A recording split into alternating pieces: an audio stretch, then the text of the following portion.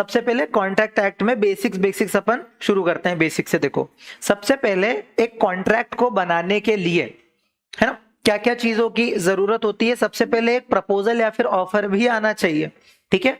मतलब कि अगर मैंने आपको बोला कि क्या आप ये मेरा मोबाइल जो 15,000 में खरीदोगे क्या, तो ये ऑफर है, ठीक है। तो ऑफर या प्रपोजल जरूरी है। उसके बाद जैसे ही वो एक्सेप्ट हो जाता है तो वो क्या बन जाता है, प्रॉमिस बन जाता है, ठीक है। और अब एक एक करके समझ। पहले प्रपोजल में क्या क्या कीवर्ड है देखो। इसकी विलिंगनेस, मतलब मेरी विलिंगनेस होनी चाहिए। विलिंगनेस मतलब मेरी इच्छा होनी चाहिए कि मैं किसी को ये ऑफर दे रहा हूं कि तू या तो कोई काम कर, काम क्या कर, मेरा मोबाइल खरीद ले। या फिर एब्सटेन फ्रॉम डूइंग का क्या मतलब है कि मैं किसी को कुछ करने से मना कर रहा हूं। जैसे मैं ऐसा भी कॉन्ट्रैक्ट कर सकता हूं कि जैसे मेरी यहाँ पे अच्छी खासी दुकान है, समोसे बेचता हूं मैं, ठीक है। तो मेरी अच्छी खासी दुकान है, तो हो सकता है कि लफ्दी आकर के मेरे सामने ही एक दुकान खोल के, फॉर एग्जांपल इसने इतने अच्छे समोसे बनाए कि कोई मेरी दुकान पे आ ही नहीं रहा है, तो मैंने इसको क्या बोला, देख तू अपनी दुकान बंद करके कहीं और ले जा, और मैंने इसको क्या किया, उसके बदले में कुछ पैसे दिए। तो ये क्या है, मैं एब्सटेन फ्रॉम डूइंग, इसको बिजनेस करने से रोक रहा हूं। तो या तो कुछ करने के लिए या कुछ ना करने के लिए अगर कोई ऑफर दिया जाए, है ना, और क्या पर्पस है मेरा, उसकी असेंट, असेंट मतलब उसकी कंसेंट लेना सामने वाले की। तो कीवर्ड क्या क्या हो गए, विलिंगनेस टू डू और एब्सटेन फ्रॉम डूइंग, और उसकी असेंट लेने के पर्पस से अगर मैं कोई प्रपोजल या फिर ऑफर देता हूं, है ना, तो वो ऑफर या प्रपोजल कहलाता है। फिर प्रॉमिस, जैसे ही सामने वाला उसकी असेंट, उसकी कंसेंट बोलता है, हाँ ठीक है, जैसे इसने बोल दिया ठीक है मैं अपनी दुकान बंद कर रही हूं, मतलब इसने असेंट दे दी, कंसेंट दे दी, और जैसे इसने कंसेंट दे दी वो क्या बन गया, वो प्रॉमिस बन गया, ठीक है। अब एक आता है रेसिप्रोकल प्रॉमिस। रेसिप्रोकल प्रॉमिस का क्या मतलब पता है, promise which form consideration or a part of consideration for each other are called reciprocal promises. मतलब मैं कोई ऑफर दे रहा हूं, उसमें भी एक कंसिडरेशन शामिल है, और आप सामने से जो मेरे को ऑफर दे रहे हो, मतलब इधर भी कंसिडरेशन, मतलब एक हाथ दे एक हाथ ले, उसको बोलते हैं रेसिप्रोकल। ये अपन डिटेल में आगे पढ़ेंगे एग्जांपल के साथ। उसके बाद प्रॉमिसर या फिर प्रॉमिसी।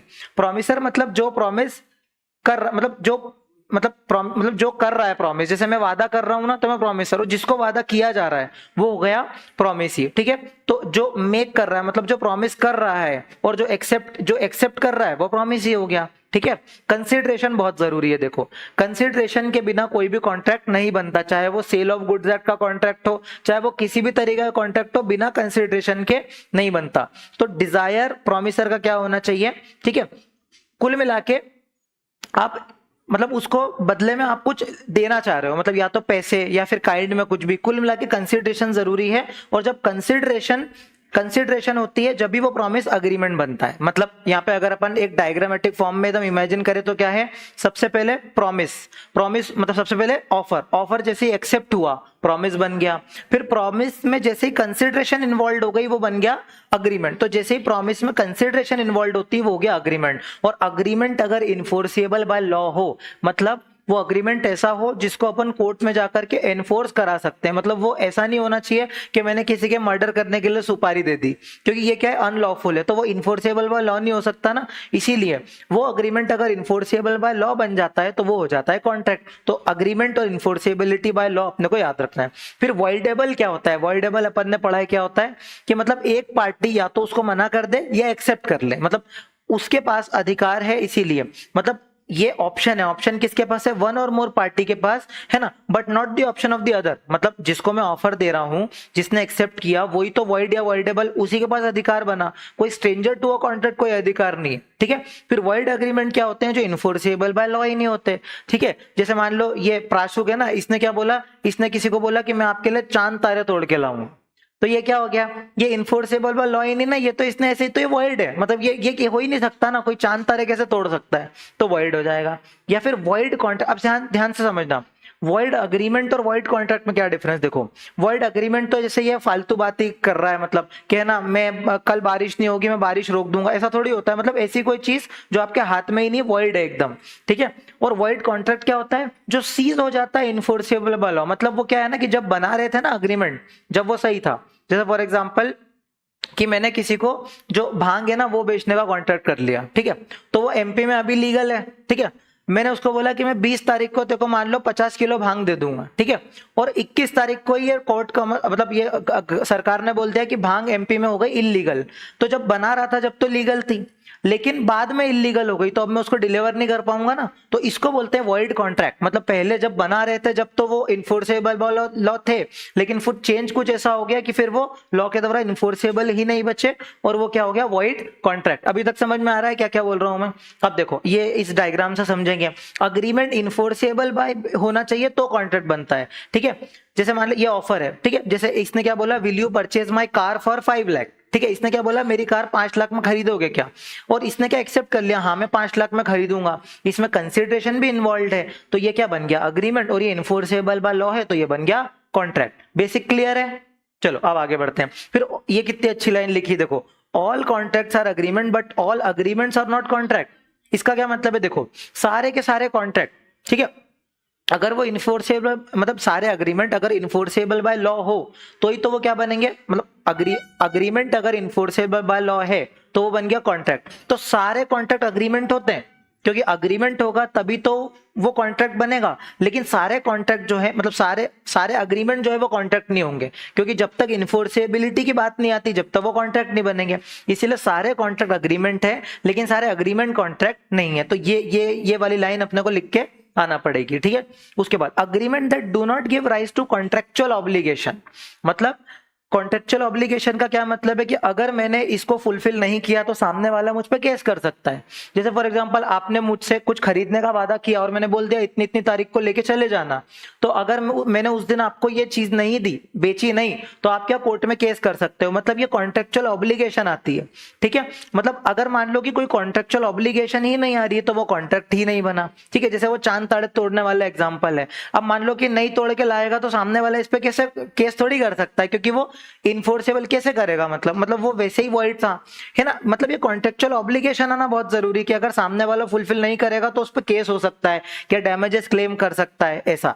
उसके बाद agreement to do an unlawful, immoral या फिर इलीगल, जैसे ड्रग्स बेचना, ठीक है, या फिर किसी की किडनैपिंग करना, मर्डर करना, ये सब इलीगल इमोरल है ना, स्मगलिंग, मर्डर, ये सब, तो ये इन्फोर्सिएबल बाय लॉ ही नहीं है। उसके बाद specifically declared as void and unenforceable, जैसे कुछ ऐसे वैगरिंग अग्रीमेंट, वैगरिंग मतलब फालतू का अग्रीमेंट, मतलब कुछ तो भी ऐसी शर्त लगा दी, है ना, जो किसी काम की नहीं है ना, तो ये सब वो इम्पॉसिबल एक्ट है, चांद ताड़े तोड़ना ये सब इम्पॉसिबल है, तो इसको बोलते हैं अपन ये स्पेसिफिकली डिक्लेयर्ड वॉइड है।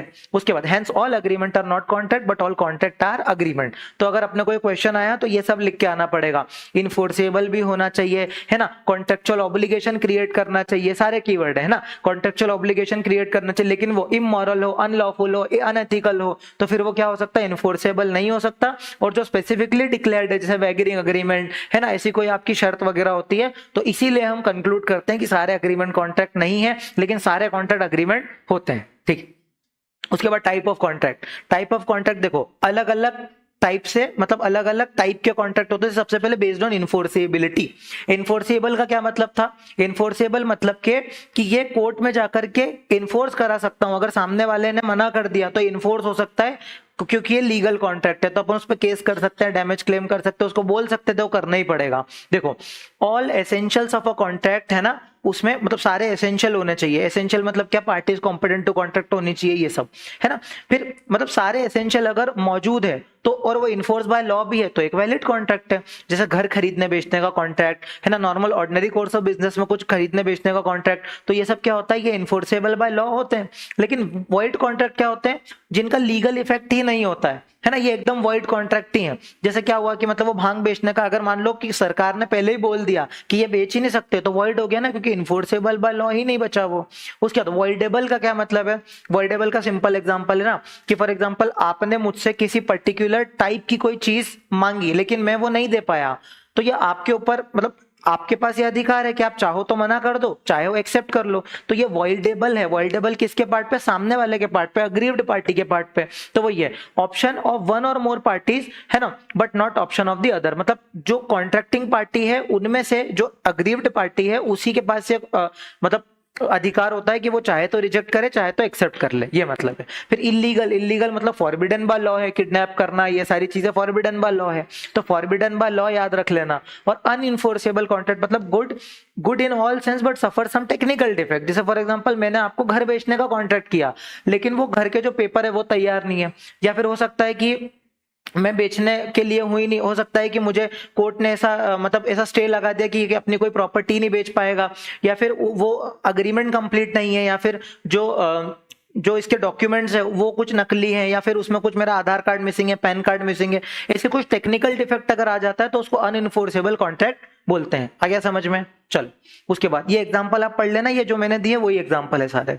उसके बाद बेस्ड ऑन फॉर्मेशन, एक हो गया किसमें, एक हो गया इन्फोर्सेबिलिटी में फॉर्मेशन। फॉर्मेशन मतलब जब हम कॉन्ट्रैक्ट को बना रहे हैं, तो देखो ये चाहे बोल करके हो सकता है या लिख करके हो सकता है, मतलब या टेलीफोन पे या आमने सामने भी कुछ बोल के कॉन्ट्रैक्ट कर लिया वो भी इन्फोर्सेबल हो जाएगा, या फिर लिखित में कॉन्ट्रैक्ट हो वो भी अपन इन्फोर्सेबल कर सकते हैं, तो इसको बोलते हैं एक्सप्रेस कॉन्ट्रैक्ट। एक होता है इम्प्लाइड, इम्प्लाइड मतलब किसी ने कुछ बोला ही नहीं है ना, लेकिन ये इम्प्लाइड है, पार्टीज नेवर इंटेंडेड है ना, where the proposal or acceptance is made otherwise than in word, promise is said to be implied. मतलब कुछ ऐसे कॉन्ट्रैक्ट होते हैं जो एक्सप्रेसली बोले नहीं जाते हैं, वो इम्प्लाइड ही होते हैं। जैसे देखो, A went to tea stall and took a cup of tea, where he is implied that वो कप ऑफ टी के लिए पे करेगा। यार ऑब्वियस सी बात है ना, जैसे मान लो कि ये जो नंदिनी है ना, इसने रेस्टोरेंट खोला और मैं इसके रेस्टोरेंट में गया और आराम से सारी चीजें ऑर्डर कर दी, ठीक है, सब खा रहा हूँ आराम से, तो जब मैं इसके मतलब ऑब्वियस सी बात है रेस्टोरेंट बैठ के सारी चीजें खा रहा हूँ और उसके बाद जा रहा हूँ, तो जाते जाते बोलेंगे रुको पैसे देके जाओ, तो मैं थोड़ी बोलूंगा, पैसे देने की तो बात ही नहीं हुई थी,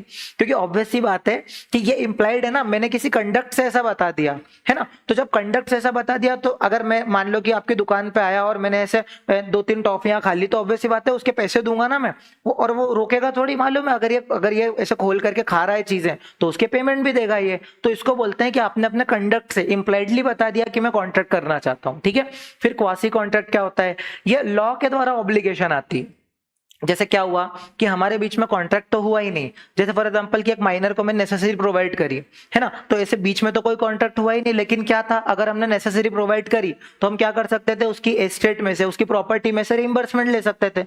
तो ये लॉ ने ही इम्पोज किया है ना, मतलब हमारे बीच में लॉ के द्वारा एक कॉन्ट्रैक्ट हो गया है ना। ऐसे बहुत सारे एग्जांपल थे जहां पे हमने बीच में कोई कॉन्ट्रैक्ट नहीं किया, लेकिन लॉ ने ही क्या किया, इंपोज कर दिया। फॉर एग्जांपल कि मेरी फैक्ट्री है, ठीक है, और मेरी फैक्ट्री में बहुत ज्यादा मतलब पॉल्यूशन होता है, तो वो धुएं की वजह से मतलब बहुत सारे आसपास वालों को तकलीफ हो रही है, ठीक है, तो लॉ ने क्या बोला कि आसपास वालों को तुमको कॉम्पनसेशन देना पड़ेगा। तो मेरा उनसे कॉन्ट्रैक्ट थोड़ी हुआ, क्योंकि लेकिन लॉ के द्वारा क्या हुआ, मुझे उनको पैसा देना पड़ रहा है। ये अपन आगे डिटेल में पढ़ेंगे, ये मतलब इतना याद रखो, क्रिएटेड बाय लॉ होते हैं, ये आपस में अपन अग्रीमेंट नहीं करते, ठीक है, क्लियर हो रहा है, ठीक है।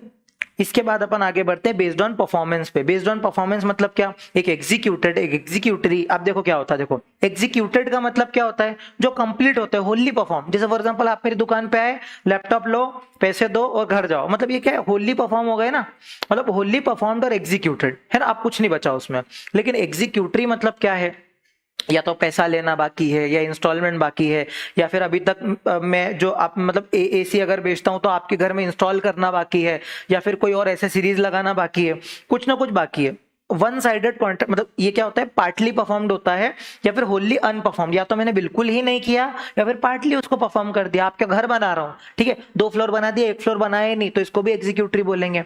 अब इसमें 2 चीजें, मतलब एग्जीक्यूटरी में 2 चीजें, एक होगी यूनिलेटरल, एक होती है बायलेटरल। यूनिलेटरल क्या होता है, ये वन साइडेड होता है, मतलब मैंने तो पैसे दे दिया, अब आपको मेरा घर बनाना है, तो ये यूनिलेटरल कॉन्ट्रैक्ट है जो अभी इनकम्प्लीट है। और एक बायलेटरल है, अभी मैंने भी पैसे नहीं दिया, आपने भी पूरा घर बना के नहीं दिया, तो ये बायलेटरल हो गया। सिंपल चल रहा है। तो इसमें कीवर्ड पर इतने इतने, Holi performed, executed, partially performed, और यहाँ पे वन साइडेड कॉन्ट्रैक्ट है ना, और यहाँ पर obligation outstanding both the parties की तरफ से होती है, ठीक है। चलो इसके बाद essential element of a valid contract, कि वैलिड कॉन्ट्रैक्ट के एसेंशियल्स क्या क्या होंगे, ठीक है। इसमें देखो सबसे पहले क्या है, फ्री कंसेंट होनी जरूरी है, मतलब आप ऐसा नहीं कर सकते जैसे ये सेजल आई और मेरे मतलब ऐसे सर पे बंदूक रख के बोलती कि लो सारा जो माल है वो मेरी गाड़ी में रख दो, तो ये क्या हुआ, मतलब ये ऑब्वियस सी बात है ना कि इसने मेरे ऊपर मतलब कुल मिला के अनड्यू इन्फ्लुएंस किया, ये मेरी फ्री कंसेंट नहीं थी, ठीक है। और कॉम्पिटेंट टू कॉन्ट्रैक्ट भी होना चाहिए, है ना। फॉर एग्जांपल कि ये तेजस है, ठीक है, ये पागल हो गया मान लो, तो ये कॉम्पिटेंट टू कॉन्ट्रैक्ट नहीं बना क्योंकि अनसाउंड माइंड का था, तो कॉम्पिटेंट टू कॉन्ट्रैक्ट नहीं बचा। या फिर लॉफुल कंसिडरेशन ही नहीं है ना, जैसे तनिष्का ही और क्या बोलती पता है, भैया आप मुझे एसी दे दो और मैं आपको 100 ग्राम आरडीएक्स दे देती हूँ, ये क्या बात हुई, मतलब इसने कुछ ऐसी कंसिडरेशन अनलॉफुल हो गई है ना। या फिर लॉफुल ऑब्जेक्ट, मतलब लॉफुल ऑब्जेक्ट है लेकिन कंसिडरेशन क्या हो गई, अनलॉफुल हो गई। मतलब अगर दोनों लॉफुल होना जरूरी, मैं एग्जांपल दे रहा हूँ कि दोनों लॉफुल होना जरूरी, एक भी अनलॉफुल हुआ तो कॉन्ट्रैक्ट नहीं बन सकता। और not hereby expressly declared as void. जैसे कुछ ऐसे ही वॉइड है, जैसे मान लो कि यार कुछ चीजें बेचना, आप ड्रग्स बेच ही नहीं सकते, तो वो ऑब्वियस सी बात है वॉइड हो गए ना। कुछ ऐसी चीज जो लॉ ने ही मना कर रखी है, तो ये सब वॉइड हो गया। आया समझ में? मतलब फ्री कंसेंट भी होना चाहिए, कॉम्पिटेंट पार्टीज भी होना चाहिए, lawful consent. Tacit any contract तो आगे पढ़ेंगे ना, अभी कहाँ आया टैसिट एनी कॉन्ट्रैक्ट? क्वासी के बाद है क्या टेसिटोरी? इसमें नहीं है, हो सकता है आगे आएगा, नहीं तो नहीं आएगा तो पढ़ा दूंगा मैं। इसी में था क्या? चलो आगे अगर आया, इसमें आया, नहीं तो मैं पढ़ा दूंगा, चिंता मत करो, ठीक है। इसके बाद क्या हुआ कि हाँ, या मैंने क्या बोला कि expressly declared by law void नहीं होना चाहिए, ठीक है। अब देखो, सबसे पहले अग्रीमेंट होना चाहिए, तो अग्रीमेंट दो पार्टीज के बीच में होना चाहिए, ठीक है। और पार्टीज कॉम्पिटेंट टू कॉन्ट्रैक्ट अपन क्या पढ़ते हैं? अनसाउंड माइंड का नहीं होना चाहिए, माइनर नहीं होना चाहिए, एडजस्ट इंसॉल्वेंट नहीं होना चाहिए, ये सारी चीजें आ रही ना समझ में सारी बातें। देखो, तो अग्रीमेंट जरूरी है, ठीक है, अग्रीमेंट दो पार्टीज के बीच में जरूरी है। फिर लीगल रिलेशनशिप, लीगल रिलेशनशिप मतलब क्या है? अगर मान लो प्योरली या डोमेस्टिक या फिर सोशल नेचर का कॉन्ट्रैक्ट है ना। जैसे मान लो, किसका एग्जांपल लें अपन, जैसे मान लो ये प्राशुक है, ठीक है। तो ये जो है, इसकी शादी है, और इसने क्या बोला कि भैया जब तक आप मतलब मेरी शादी में नहीं आओगे, मैं शादी ही नहीं करूंगा। तो अब फॉर एग्जांपल मैं नहीं गया, तो ये मेरे पे केस थोड़ी कर सकता, क्योंकि ये सोशल नेचर का कॉन्ट्रैक्ट है ना। मतलब ऐसा थोड़ी कि भाई यार जब तक मैं इसकी शादी में नहीं गया, हो सकता है नहीं भी गया, तो नहीं गया तो एक केस नहीं कर सकता। या फिर डोमेस्टिक नेचर का है, हस्बैंड ने वाइफ के साथ बोल दिया, या फिर हमने मतलब फादर ने बेटे को ऐसा बोल दिया कि तू 90% लाएगा, तेरे को साइकिल दिलाऊंगा, तो वो जा नहीं सकता 90% लाने के बाद अगर साइकिल नहीं दिलाई तो, कि मैं अपने पापा पे केस कर दूं, तो ये सारी चीजें नहीं हो सकती, ठीक है। देखो, उसके बाद टू पार्टीज होना जरूरी है ना, दो पार्टीज कम से कम जरूरी है। फिर फ्री कंसेंट भी होना चाहिए, जैसे आप ऐसे है ना सर पे बंदूक रख के कुछ चीज नहीं करवा सकते, फ्री एंड जेन्युइन कंसेंट होना चाहिए। दूसरा, मिस रिप्रेजेंटेशन के साथ, अनड्यू इन्फ्लुएंस के साथ, मिस्टेक या फिर कोerशन के साथ नहीं, ये सारे कीवर्ड लिख के आने पड़ेंगे। अनड्यू इन्फ्लुएंस मतलब क्या है? दबाव डालना। कोerशन मतलब क्या है? फिजिकली उसको अब्यूज करके, धमका करके, है ना, अपनी बात मनवाना। मिस्टेक मतलब कोई गलती से या फिर मिस रिप्रेजेंटेशन, उसको अपन ने गुमराह कर दिया, ऐसी कुछ, ठीक है। फिर कॉम्पिटेंट टू कॉन्ट्रैक्ट क्या होता है? लीगली इन्फोर्सेबल होना चाहिए। कॉम्पिटेंट टू कॉन्ट्रैक्ट मतलब age of majority, sound mind, और डिस्क्वालिफाइड फ्रॉम कॉन्ट्रैक्टिंग नहीं होना चाहिए। ऐसा नहीं कि इस व्यक्ति को बोल दिया तुम कॉन्ट्रैक्ट नहीं कर सकते, ऐसा कुछ। फिर कॉम्पिटेंस टू अ कॉन्ट्रैक्ट का मतलब क्या है? कि लीगली इन्फोर्सेबल होना चाहिए, मतलब किसी ऐसी चीज का आप कॉन्ट्रैक्ट नहीं कर सकते जो क्या है ना, फॉरबिडन बाय लॉ है ना, लीगली इन्फोर्सेबल होना चाहिए, है ना। और ये क्या है? Age of majority, sound mind, disqualified, ये सब आ रहा है, ठीक है। उसके बाद लॉफुल कंसिडरेशन क्या होता है? देखो, कंसिडरेशन लॉफुल होना चाहिए, है ना। जैसे इसके बदले मैं आपको ड्रग्स दे दूंगा, ऐसे कोई कॉन्ट्रैक्ट नहीं होना चाहिए। मतलब या कैश में या फिर काइंड में हो सकती है, ठीक है। मैंने क्या बोला? Consideration may be in cash, may be in kind, moreover is must be real and not illusory. मतलब रियल सेंस में आपने सामने कुछ दिया हो, कैश में दिया हो या काइंड में दिया हो। अब याद रखना, इसमें एक कैच है। देखो, अपन ने इसमें क्या पढ़ा था सेल ऑफ गुड्स एक्ट में, कि partly in money, partly in kind हो सकता है, होली इन काइंड नहीं हो सकता। लेकिन कॉन्ट्रैक्ट एक्ट में होली इन काइंड भी हो सकता है, ये एक इंपॉर्टेंट चीज है, ठीक है। जैसे कॉन्ट्रैक्ट एक्ट में पूरा का पूरा काइंड में ही आप दे सकते हो। जैसे मैंने आपके साथ फॉर एग्जांपल मैंने फॉर एग्जांपल आपके घर का पेंट कर दिया और आपने उसके बदले में चावल दे दिए, तो ये चलेगा, क्योंकि कंसिडरेशन तो दी है। अभी मनी में हो या काइंड में हो या होली इन काइंड हो तो भी चलेगा, ठीक है। ये हो गया। उसके बाद लॉफुल ऑब्जेक्ट होना चाहिए, मतलब किसी को किडनैप करने का ऐसा कुछ कॉन्ट्रैक्ट आप नहीं कर सकते, ठीक है। फिर not expressly declared void by law, मतलब कुछ ऐसे अग्रीमेंट है जो एक्सप्रेसली इलीगल या फिर वॉइड है, जैसे ड्रग्स बेचना, किसी को किडनैप करना, ऐसा कुछ है जो इलीगल है, मतलब एक्चुअल वॉइड है ना, तो ये आप कर ही नहीं सकते। दूसरी बात, सर्टेनिटी ऑफ द टर्म्स होना चाहिए, मतलब मैं ऐसा नहीं बोल सकता कि चल मेरी इच्छा हुई तो बेचूंगा, नहीं तो नहीं बेचूंगा। मतलब सर्टेनिटी होना बहुत ज्यादा जरूरी है, ठीक है, कि इस तारीख को मैं इतनी मतलब इतने पैसे लेकर के ये चीज आपको डिलीवर कर दूंगा, हर चीज सर्टेन होना चाहिए, ठीक है। मतलब कि सर्टेन या फिर केपेबल ऑफ बीइंग सर्टेन, है ना। और इफ नॉट, अगर ऐसा नहीं है, मतलब केपेबल ऑफ बीइंग सर्टेन का मतलब क्या है? कि आप मेरे खेतों में आए और मैंने क्या बोला कि है ना आपको 1 महीने के बाद इतने किलो गेहूं दे दूंगा, तो ये मैं अभी सर्टेन नहीं है, लेकिन केपेबल ऑफ मेक सर्टेन है ना। अब मैं इसमें फसल है ना, फसल कर करके सारी चीजें, आपको जब फसल कट जाएगी तो मैं आपको गेहूं दे दूंगा, तो केपेबल ऑफ बीइंग सर्टेन हो गया, ठीक है।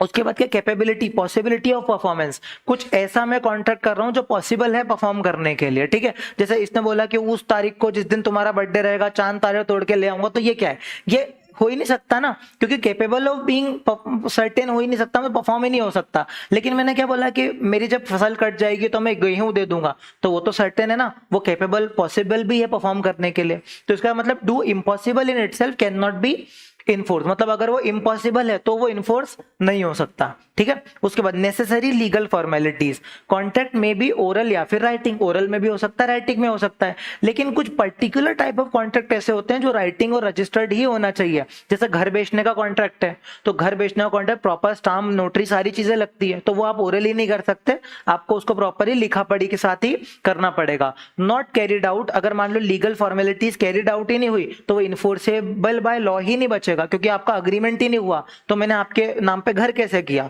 तो क्या आपको यहां तक समझ में आया? क्या फास्ट तो नहीं गए अपन, क्योंकि जनरल जनरल चीजें चल रही थी और कीवर्ड वही थे जो मैंने अभी एक दो बार बोल के आपको बताया, आपको वही फटाफट याद करना है, ठीक है। अब कुछ एग्जांपल क्या है जो expressly declared by law, law मतलब अनलॉफुल है, जैसे इलीगल अग्रीमेंट हो गया, अनसर्टेन अग्रीमेंट हो गया, वैगरिंग अग्रीमेंट हो गया, ठीक है, ऐसी शर्त लगा ली है ना, या फिर इलीगल अग्रीमेंट हो गया, कुछ ड्रग्स वगैरह बेचने का कॉन्ट्रैक्ट हो गया, या फिर अनसर्टेन हो गया है ना, कुछ ऐसा अनसर्टेन इवेंट हो गया जो पता नहीं हो नहीं हो, तो ऐसा मतलब कुछ वैगरिंग नहीं होना चाहिए। हमेशा आपकी जो कंसिडरेशन है और आपका जो पर्पस है वो दोनों लॉफुल और अनसर्टेन होना चाहिए, ठीक है। फिर difference between void and voidable, यही बहुत इंपॉर्टेंट है। देखो वॉइड एंड वॉइडेबल का क्या मतलब है? Contract which ceases to be enforceable, मतलब वॉइड कॉन्ट्रैक्ट मैंने क्या बोला था, जो सीज हो गया, सीज हो गया मतलब मैंने क्या बोला, भांग बेचने का कॉन्ट्रैक्ट किया था लेकिन बाद में गवर्नमेंट ने बैन लगा दिया, तो ये सीज टू बी इन्फोर्सेबल हो गया, ठीक है। लेकिन वॉइडेबल क्या होता है? वॉइडेबल मतलब कि ये एक पार्टी या एक से ज्यादा पार्टी के पास राइट आ जाता है कि वो रेप्यूडिएट कर दे, मतलब one which may be repudiated at a will, इच्छा से, एक या एक से ज्यादा पार्टी के। उसके बाद नेचर, नेचर क्या होता है? जब हम इसको बना रहे होते हैं कॉन्ट्रैक्ट को, तब तो ये सब तो ये क्या होता है, वैलिड होता है। जैसे भांग अगर एमपी में लीगल है आज, तो आज अगर मैं कॉन्ट्रैक्ट करूंगा तो आज तो वैलिड है, लेकिन जब मैं डिलीवर करने वाला था उसके एक दिन पहले ही अगर वो क्या हो गया, गवर्नमेंट ने बैन कर दिया, तो सब्सिक्वेंटली अनइन्फोर्सेबल हो गया, ठीक है। उसके बाद अगर, और ये वॉइडेबल में क्या है, वॉइडेबल किसी के ऑप्शन में होता है, कौन सी? अग्रीव्ड पार्टी, जो नाराज फूफा है कौन है? Aggrieved party. अग्रीव्ड पार्टी मतलब जिसके साथ गलत हुआ है, तो वो क्या कर सकता है, चाहे तो एक्सेप्ट करे चाहे तो रिजेक्ट करे। उसके बाद राइट क्या है? It does not provide any legal remedy, है ना। अब मान लो कि इन्फोर्सेबल, अब मेरी क्या गलती, अगर मैं आपको बेचने वाला था, अब गवर्नमेंट अगर बैन नहीं करती तो बेच देता, तो है ना, ऐसे केस में मैं आपके, मेरे खिलाफ कोई रेमेडी नहीं है, आप मुझसे डैमेजेस भी क्लेम नहीं कर सकते, क्योंकि सब्सिक्वेंटली क्या, अनइन्फोर्सेबल लॉ के द्वारा ही हो गया, इसलिए court will not permit performance, तो कोर्ट ही परफॉर्मेंस परमिट नहीं करेगा, तो आप डैमेजेस कैसे क्लेम कर लोगे मुझसे, ठीक है। उसके बाद अग्रीव्ड पार्टी है, यहां पर रिस्काइंड कर सकती है, और क्या कर सकती है, इसको वॉइड डिक्लेयर कर सकती, मतलब अग्रीमेंट, मतलब क्या कर सकती है, रिजेक्ट करके डैमेजेस क्लेम कर सकती है, और जब वो रिस्काइंड करते हैं तो कॉन्ट्रैक्ट वॉइड बन जाता है। In case it does not rescind the contract within a reasonable time, तो रिमेन्स वैलिड। इसका क्या मतलब है? अगर रीजनेबल टाइम में उसने मना नहीं किया तो फिर हम इसको वैलिड मान लेंगे। मतलब अगर मान लो कि आपको कुछ नुकसान हुआ है, जैसे मैंने आपको घर बेचा है ना, और घर बेच के क्या बोला कि अरे, मतलब कुछ ऐसे मैंने बताया था कि अरे ये तो शाहरुख खान का घर था, फलाना डिमकाना, है ना, और मान लो कि इस शर्त में मैंने आपको वो बेचा और बाद में वो आपके साथ तो धोखा हुआ है, तो ये वॉइडेबल हो गया ना। अब चाहो तो आपको घर पसंद आ गया तो आपने रख लिया, या फिर आपने मना कर दिया, तो वो रीजनेबल टाइम में आपको मना करना पड़ेगा ना। अगर आप रीजनेबल टाइम में मना नहीं करोगे तो मैं मान लूंगा आपने एक्सेप्ट कर लिया। आई बात पकड़ में? क्या बोला? तो ये सब हो गया। क्या इसको रटना है क्या कि ऐसे याद हो रहा है? ठीक है। इसके बाद difference between void and illegal. अब वॉइड और इलीगल तो और सिंपल है भाई, ये तो इन्फोर्सेबल बाय लॉ तो होता है कम से कम वॉइड अग्रीमेंट, लेकिन ये तो क्या है, फॉरबिडन बाय, सॉरी ये इन्फोर्सेबल बाय लॉ नहीं होता। जो वॉइड है ये इन्फोर्सेबल नहीं है, लेकिन जो इलीगल है वो तो फॉरबिडन है। फॉरबिडन मतलब कि लॉ ने एकदम मना ही कर रखा कि ये तो कोई भी नहीं कर सकता, कर ही नहीं सकते। फिर इंटरचेंजेबिलिटी, सारे वॉइड क्या होते हैं, इलीगल हो ये जरूरी नहीं है, लेकिन सारे इलीगल तो वॉइड होते हैं ना, ऑब्वियस सी बात है, क्योंकि ये इन्फोर्सेबल भी नहीं है, ये भी इन्फोर्सेबल नहीं है, इसलिए सारे वर्ड इलीगल नहीं है, लेकिन सारे इलीगल वर्ड है। जैसे चांद तारे तोड़ना कुछ इलीगल नहीं है, लेकिन वो हो ही नहीं सकता ना, तो वो वर्ड है, ऐसा मतलब। फिर पनिशमेंट क्या है, यहाँ पे पनिशमेंट नहीं होती। अब उसने फालतू कोई कॉन्ट्रैक्ट चांद तारे का कर लिया तो क्या पुलिस थोड़ी पकड़ के ले जाएगी, लेकिन किसी को किडनैप करने का अगर कॉन्ट्रैक्ट किया तो पुलिस पकड़ के ले जाएगी, पनिशमेंट भी देगी और जेल भी भेज देगी, या फिर दोनों भी कर सकती है। और अदर रिलेटेड ट्रांजेक्शन, अब इसमें कोलेटरल ट्रांजेक्शन मैंने क्या पढ़ाया था, जो एक्स्ट्रा वाले ट्रांजेक्शन होते हैं, जो साथ साथ चलते हैं, एक्स्ट्रा वाले ट्रांजेक्शन। तो जो कोलेटरल ट्रांजेक्शन है उसमें कोई इफेक्ट नहीं आता। मैं एग्जांपल तो मान लो ऐसा मतलब ऐसा किया कि मैं आपको घर बेचूंगा, है ना, घर बेचूंगा और साथ ही साथ क्या करूंगा, चांद तारे तोड़ के ले आऊंगा। ये क्या हो गया, ये वाला वॉइड था, लेकिन इसका कोलेटरल क्या था, घर बेचना। तो घर बेचना तो लीगल है ना, तो जो कोलेटरल ट्रांजैक्शन है उससे थोड़ी फर्क पड़ेगा, घर तो आप बेच सकते हो, लेकिन वो जो चांद तारे तोड़ने वाला है, फिर कोई फालतू की शर्त लगाने वाला, वो वॉइड हो जाएगा। लेकिन वैलिड क्या है, घर बेचना, वो तो हो सकता है ना। लेकिन यहाँ पे क्या होता है, कोलेटरल ट्रांजैक्शन भी वॉइड हो जाते हैं। जैसे मैंने क्या बोला कि ना, मैं तेरे को घर बेचूंगा, है ना, और उसकी शर्त क्या है कि तो किडनैप करना पड़ेगा। तो ये क्या हुआ, ऑब्वियसली बात है ना, किडनैप करना अगर वॉइड है तो घर वर बेचना, ये सब भी उसके साथ वाले जो कोलेटरल है वो भी क्या हो जाएंगे, वॉइड हो जाएंगे। तो यहाँ पर कोलेटरल ट्रांजैक्शन अफेक्ट नहीं होता, लेकिन यहाँ हो जाता है। ठीक है, इसका एग्जांपल देख लो, agreement entered into with a minor, तो ये वॉइड हो गया। लेकिन agreement to murder a person, ये तो गलत हो गया ना, मतलब ये क्या हो गया, ये फॉरबिडन बाय लॉ हो गया। आई बात समझ में। चलो इसके बाद ऑफर पे बढ़ते हैं। हमने क्या बोला था, पहले ऑफर आएगा, है ना, फिर एक्सेप्टेंस आएगी तो प्रॉमिस बनेगा, प्रॉमिस में कंसिडरेशन होगी तो अग्रीमेंट बनेगा, अग्रीमेंट इन्फोर्सेबल होगा तो कॉन्ट्रैक्ट बनेगा। तो ऐसे अपन सबसे पहले ऑफर समझ रहे हैं क्या होता है। ऑफर का मतलब क्या होता है, प्रपोजल। प्रपोजल मतलब विलिंगनेस जताना। विलिंगनेस जताना मतलब कि मैं अपनी इच्छा जता रहा हूं कि मैं आपको ये बेचना चाहता हूं, आपसे ये खरीदना चाहता हूं, मेरी इच्छा शक्ति, विलिंगनेस बता रहा हूं। और किस पर्पस से बता रहा हूं, इस पर्पस से कि मैं सामने वाले के कंसेंट लूं। तो विलिंगनेस और असेंट, ये दो ही अपने कीवर्ड हो गए। ठीक है, उसके बाद mode of making an offer. Offer कैसे कैसे कर सकता हूं, देखो सबसे पहले या तो कुछ करके, मतलब ऑफर क्या है, या तो कुछ करने के लिए या फिर कुछ ना करने के लिए। जैसे सबसे पहले वर्ड में क्या है, इट में भी रिटर्न या फिर ओरल, लिख करके भी हो सकता है और बोल करके भी हो सकता है। रिटर्न ऑफर में be made by letter, telegram, fax, email, advertisement, कैसे भी हो सकता है, ईमेल कर दो, टेलीग्राम कर दो, उसको फैक्स कर दो, लेटर भेज दो, ये सारी चीजें। और ओरल ऑफर कैसे हो सकता है, इन पर्सन या ओवर टेलीफोन, या तो अपन ने मिल करके चाय पे चर्चा करके कॉन्टेक्ट कर लिया या फिर उसको फोन पे बोल दिया। ठीक है ना। उसके बाद कंडक्ट का क्या मतलब है, it may be made positive bye act या फिर implied from an act of the party. जैसे मैंने क्या बोला था कि मैं गया ये नंदिनी के रेस्टोरेंट में और पेट भर के खाना खाया, तो यार ऑब्वियस सी बात है ना, ये क्या हुआ, मैंने इसको ऑफर दिया तो मेरे कंडक्ट से ही बता दिया ना कि मैं खाना खाना चाहता हूं, तो ऑब्वियस सी बात है कि ये कॉन्ट्रैक्ट बन रहा है। तो ये ऑफर क्या है, ये मेरे एक्ट के द्वारा हुआ है। ठीक है, ये मैंने बोला नहीं इसको कुछ भी, लेकिन ये एक्ट के द्वारा ही कॉन्ट्रैक्ट बन गया, है ना। Silence can not amount to offer, ये भी याद रखना। जैसे फॉर एग्जाम्पल कि मैं ऐसे मेरे को बाइक बेचनी है मान लो, तो मैं ऐसे इसके ये तेजस के सामने मेरी बाइक लेके ऐसे खड़ा हो गया और मैंने इसको कुछ भी नहीं बोला, है ना, और है ना, मैंने ऐसे ही 50,000 ऐसे ही बोल रहा हूं, तो यार ऑब्वियस सी बात है अगर मैंने कुछ बोला ही नहीं तो ये इसको कैसे समझ में आएगा कि मैंने इसको ऑफर दिया। तो साइलेंस कभी भी वो नहीं हो सकता। ये बाद में मैं इसको ऐसे नहीं बोल सकता कि मैं तो आधे घंटे तेरे पास खड़ा था बाइक लेकर के, तूने हाँ क्यों नहीं बोला। अरे बोलना तो पड़ेगा ना कि मेरी बाइक खरीदेगा क्या, इतने में खरीदेगा। मतलब सिर्फ silence can not amount to offer. और offer implied for conduct of the party और circumstances in case of implied offer. Circumstances मैंने बोला कि मैं गया दुकान पे और मैंने वो चीज यूज करना चालू कर दी उसके सामने ही, तो ऑब्वियस सी बात है ना, जैसे वो गेम जोन होता है, अब गेमिंग जोन में अपन गेम वेम खेलने लग गए तो ऑब्वियस सी बात है वो जो बैठा हुआ है वो तो पैसे लेगा ना, क्योंकि भले अपन ने बोला नहीं है लेकिन अपन गेम वगैरह खेल रहे हैं तो पैसा ऑब्वियस सी बात है उसको देना पड़ेगा। अब इसके एग्जांपल समझो। Due travellers operate buses from Delhi to Agra. It is an offer by conduct to take a passenger, the bus standing in the bus, है ना, इन द बस टर्मिनस, मतलब जहां बस खड़ी होनी चाहिए वहां पे खड़ी है, with the view to taking the passenger.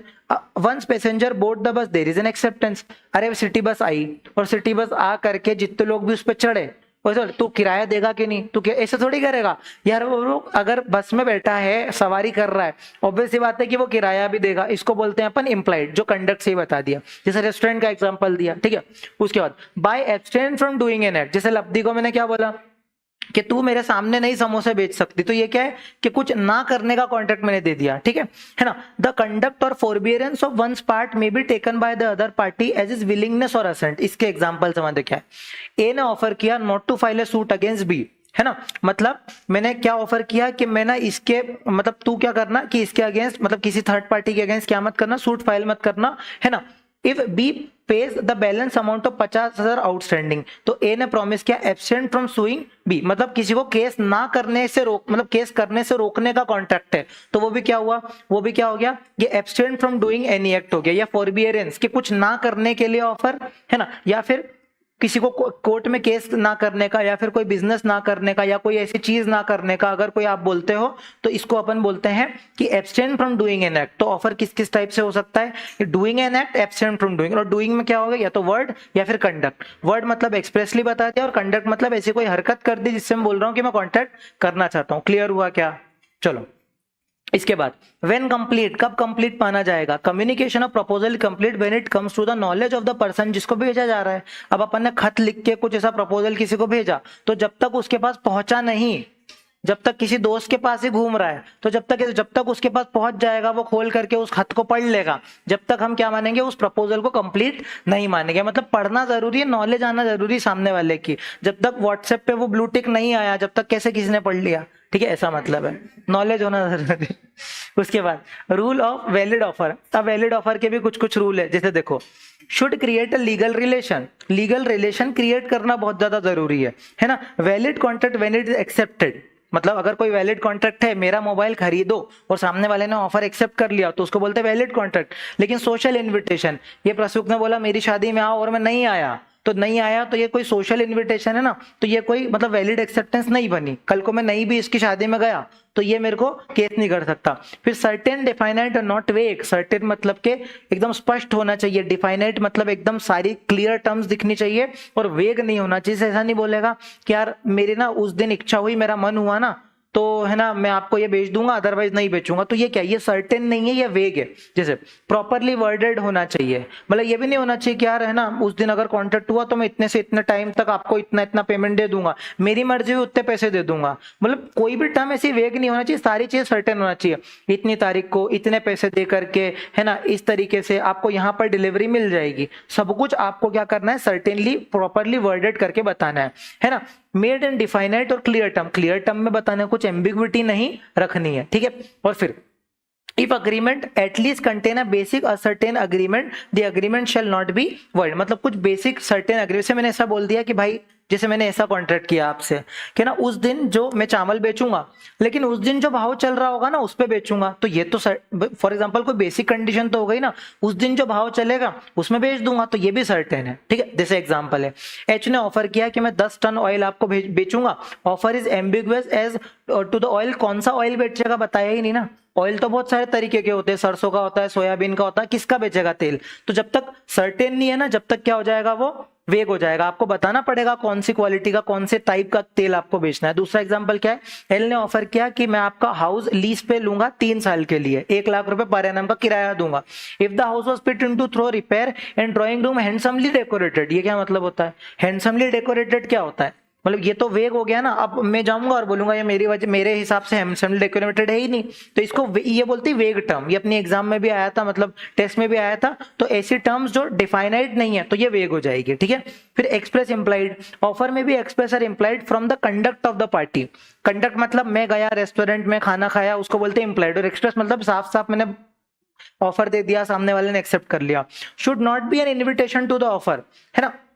ये इनविटेशन टू ऑफर नहीं होना चाहिए, क्योंकि इनविटेशन टू ऑफर ऑफर थोड़ी होता है। इनविटेशन मतलब क्या है, मैंने क्या बोला कि ना मैं एक पुल बनाने वाला हूं, है ना, जो पुल बनाने वाला हूं जिसके लिए अलग अलग जो कॉन्ट्रैक्टर हैं, जो बिल्डर है ना, वो मेरे पास आके टेंडर दो। तो ये क्या हुआ, मैंने इनविटेशन टू ऑफर दिया कि आओ मुझे ऑफर दो, मैं तो इनवाइट कर रहा हूं ना। तो ये ऑफर कैसे हुआ, आई बात समझ में?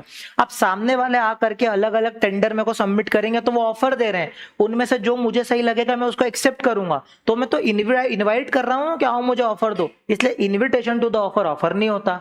आ रही बात समझ में? क्लियर हो रहा है ना? चलो उसके बाद स्पेशल और जनरल। स्पेशल और जनरल भी दो टाइप, मतलब स्पेशल और जनरल कैसे हो सकता है? स्पेशल मतलब एक पर्टिकुलर व्यक्ति को ही बोला, जैसे मैंने हरसिमरन को ही बोला कि मेरा मोबाइल खरीद ले, किसी और को नहीं बोला, सिर्फ इसी को बोला, तो इसी को हाँ या ना में जवाब देना है ना।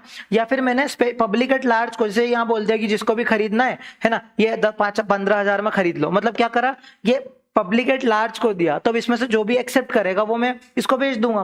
मतलब किसी स्पेसिफिक पर्सन को बोला स्पेसिफिक ऑफर, जनरल पब्लिक को बोला, पब्लिक एट लार्ज को बोला, तो हो गया जनरल ऑफर। आ गई बात समझ में? उसके बाद communication of the offer. Communication मतलब क्या है, ऑफर इज कंप्लीट ओनली अगर वो कम्युनिकेटेड हो। जैसे मैंने अपनी बाइक लेकर के इसके पास गया और कुछ बोला ही नहीं, जब तक मैं कम्युनिकेट नहीं करूंगा ऑफर कैसे हुआ, है ना। जब तक बोलूंगा भाई मेरी बाइक जो है वो 50,000 में खरीद ले, सब पूरा बोलूंगा, तभी तो क्या हुआ, वो वैलिड ऑफर हुआ। फिर consent consent of offeree, offeree consent भी तो होना चाहिए ना। Offeror should have an intention to obtain a consent, मतलब ऐसा नहीं बोल सकता कि तेजस को आके बोलो ले 50,000 ले और बाइक दे, मतलब ऑब्वियस सी बात है ना, उसकी कंसेंट लेना कि भाई खरीदेगा कि नहीं खरीदेगा, मेरा इंटेंशन होना चाहिए। मैंने ऐसा नहीं बोलता कि मैंने मतलब मैंने उससे पूछा ही नहीं और उसको बेच दिया, ऐसा थोड़ी होता है। सामने वाले से आपको पूछना पड़ेगा, मतलब उसकी कंसेंट लेने का इंटेंशन होना चाहिए। सारे कीवर्ड बोल रहा हूँ बातों ही बातों में, इंटेंशन ऑफ कंसेंट। उसके बाद कंडीशनल और नॉन कंडीशनल, मतलब ऐसा हो सकता है ना कि मैं कोई कंडीशन लगा के बेचूं, मतलब it is agreed for the offer to agree for the condition and convey the acceptance, मतलब कंडीशन का क्या एग्जांपल हो सकता है, मैंने इसको बोला कि तू मेरी बाइक खरीद ले, लेकिन शर्त यह है कि मैं तेरे को 50,000 में तभी बेचूंगा जब तू तेरी पुरानी जो स्कूटी है वो मुझे देगा। तो ये कंडीशन हो गई ना, मतलब ये कंडीशन हो गई कि मैंने उसको बोला मेरी बाइक खरीद ले, लेकिन कंडीशन क्या है, तेरे को तेरी स्कूटी मेरे को देनी पड़ेगी। तो ये कंडीशन में अगर एक्सेप्ट कर ले तो ऑफर बन जाएगा। मतलब ये कंडीशनल भी हो सकता है, अनकंडीशनल भी हो सकता है। आई बात समझ में। उसके बाद offer should not contain a term not compliance of which amount to be acceptance, मतलब क्या है, जैसे ऐसा होता है ना, जैसे इसका एग्जांपल देखो, Rajiv offer to sell a digital camera to Raghu and kept the offer open for 7 days। The term of the offer क्या है कि अगर तूने 7 दिन तक रिस्पॉन्ड नहीं किया तो मैं मान लूंगा तूने एक्सेप्ट कर लिया। ऐसा थोड़ी होता है, कुछ ना करने को एक्सेप्टेंस कैसे मान सकते हो कि ना, तुमने अगर फोन रख दिया कुछ ना बोली तो समझ लो तुम्हारी हाँ है, ऐसा थोड़ी होता है। मतलब सामने वाला अगर हाँ बोलेगा तो उसको हाँ समझो ना, उसने बोला 7 दिन तक कुछ नहीं करेगा, मान लो तूने एक्सेप्ट कर लिया। ऐसी फालतू चीजें आप नहीं कर सकते। आई बात समझ में, ये हो गया है ना। उसके बाद एक डिफरेंस क्या है, difference between specific offer and general offer. Specific क्या है, किसी पर्टिकुलर पर्सन को दिया जाता है, स्पेसिफिक या फिर ग्रुप ऑफ पर्सन। बेटा इस लेक्चर को सोते सोते देखोगे ना कुछ नहीं होएगा, एक्टिव रहना पड़ेगा, कॉन्टेक्ट एक्ट ही ऐसा है। अब क्या रटवा दूं मैं इसको बताओ, और रटवाने जाऊंगा 126 पेज कैसे रटोगे, तो मेरे साथ साथ आपको ना समझना पड़ेगा, अच्छा इसका ये मतलब होता है। फिर समझ समझ के जो मैं एग्जांपल आपको अच्छा लग रहा है उसको लिखते जाओ, थोड़ा एक्टिवली पार्टिसिपेट करो तो आपको समझ आएगा। ठीक है, देखो किसी स्पेसिफिक पर्सन को या फिर ग्रुप ऑफ पर्सन को बोला है मैंने कि आप ये खरीद लो या फिर ये बेच दो। एक general offer public at large को दिया, मैंने बोला मोबाइल खरीद लो, तो ये पब्लिक एट लार्ज को मैंने ऑफर दिया, या फिर किसी स्पेसिफिक ग्रुप ऑफ पर्सन को दिया, स्पेसिफिक ऑफर बन जाएगा। आइडेंटिटी ऑफ द ऑफर क्या है, नोन टू द ऑफरर, मतलब आइडेंटिटी मतलब मैं जानता हूं ना, ये हरसिमरन को बोला तो इसको जानता हूं मैं, लेकिन जब मैं जनरल ऑफर दे रहा हूं पब्लिक एट लार्ज, मतलब मैंने क्या किया, टीवी में इश्तेहार दे दिया, ठीक है, वर वधु चाहिए, तो ये क्या है, ये टीवी में इश्तेहार दिया ना, मैं किसी को जानता थोड़ी हूँ फिर भी। या फिर मैंने ऐसा बोला कि मेरी जो पुरानी कार है वो मैं बेचता हूँ, इतने इतने में बेचूंगा, और ये मैंने क्या किया, मैंने इश्तेहार दे दिया। अब जो आएगा मेरे पास मैं उसको जानता थोड़ी हूँ, इसीलिए जिसको मैं ऑफर दे रहा हूँ वो इस केस में जरूरी नहीं है कि मैं उसको जानता हूँ, ऑफरर जानता है ऑफरी को, लेकिन यहाँ पर ऑफरी को ऑफरर जानता है। ठीक है, फिर एक्सेप्टेंस क्या, it can be accepted only by person या फिर ग्रुप। इसको जिसको मैंने प्रपोज करा वही तो एक्सेप्ट करेगा ना, लेकिन यहाँ पर तो स्ट्रेंजर भी एक्सेप्ट कर सकता है ना, कोई भी आकर के एक्सेप्ट उसको कर सकता है, क्योंकि मैंने पब्लिक एट लार्ज को बोला कि मेरी जो कार है वो आप इतने में खरीद लेना। आई बात समझ में पूरा। चलो उसके बाद अपन पढ़ते हैं difference between offer and invitation to offer. अब ऑफर इनविटेशन का क्या मतलब है, ऑफर में क्या होता है कि मैं सामने वाले को ऑफर दे रहा हूं और वो एक्सेप्ट करेगा, लेकिन यहां पर मैंने सिर्फ इनविटेशन दिया, सामने वाला जिसको मैं इनविटेशन दे रहा हूं वो मेरे को ऑफर देगा, फिर मेरे ऊपर आएगा कि मैं इसको एक्सेप्ट करता हूं या नहीं करता। अब देखो, person proposes certain terms on which he is willing to negotiate and invite. मतलब इनविटेशन क्या मतलब है, वो नेगोशिएट और इनवाइट कर रहा है कि आओ मुझे ऑफर दो, मैं ये बिल्डिंग बनाना चाहता हूं, मैं ये पुल बनाना चाहता हूं, आओ सारे बिल्डर लोगों मेरे को आकर के आप क्या करो, ऑफर दो। ये क्या हो गया, नेगोशिएशन और इनवाइट करने के पर्सपेक्टिव से मैं कर रहा हूं। लेकिन यहाँ क्या है, एक्सप्रेस हिज विलिंगनेस, पर्सन को अपनी विलिंगनेस बताना है कि आप खरीदोगे कि नहीं खरीदोगे। फिर एक्सप्रेशन क्या है, ये इनिशियल इंटेंशन है, सिर्फ मेरा इंटेंशन है कि मैं चाहता हूं, मेरा इंटेंशन है कि आके मेरे को ऑफर दो, लेकिन ये तो फाइनल विलिंगनेस है ना, मैंने इसको बोला ले मेरा मोबाइल खरीद ले, तो फाइनल विलिंगनेस है, अब इसको एक्सेप्ट करना है। फिर लीड्स टू ऑफर, ये leads to offer, leads to offer मतलब कि अगर मैं इनवाइट करूंगा तो सामने वाले मेरे को ऑफर देगा, लेकिन ऑफर में क्या होता है, मैंने ऑफर दिया तो लीड्स टू एक्सेप्टेंस, वो मेरे को एक्सेप्ट करेगा। आ गया। उसके बाद intent to do some other further act before becoming bound by this, इसका क्या मतलब है, intention to bind oneself, इसका क्या मतलब है कि intent to do some other या फिर फर्दर एक्ट, मतलब मैं क्या चाहता हूं, मैं कोई फर्दर एक्ट करना चाहता हूं बिफोर बिकमिंग बाउंड।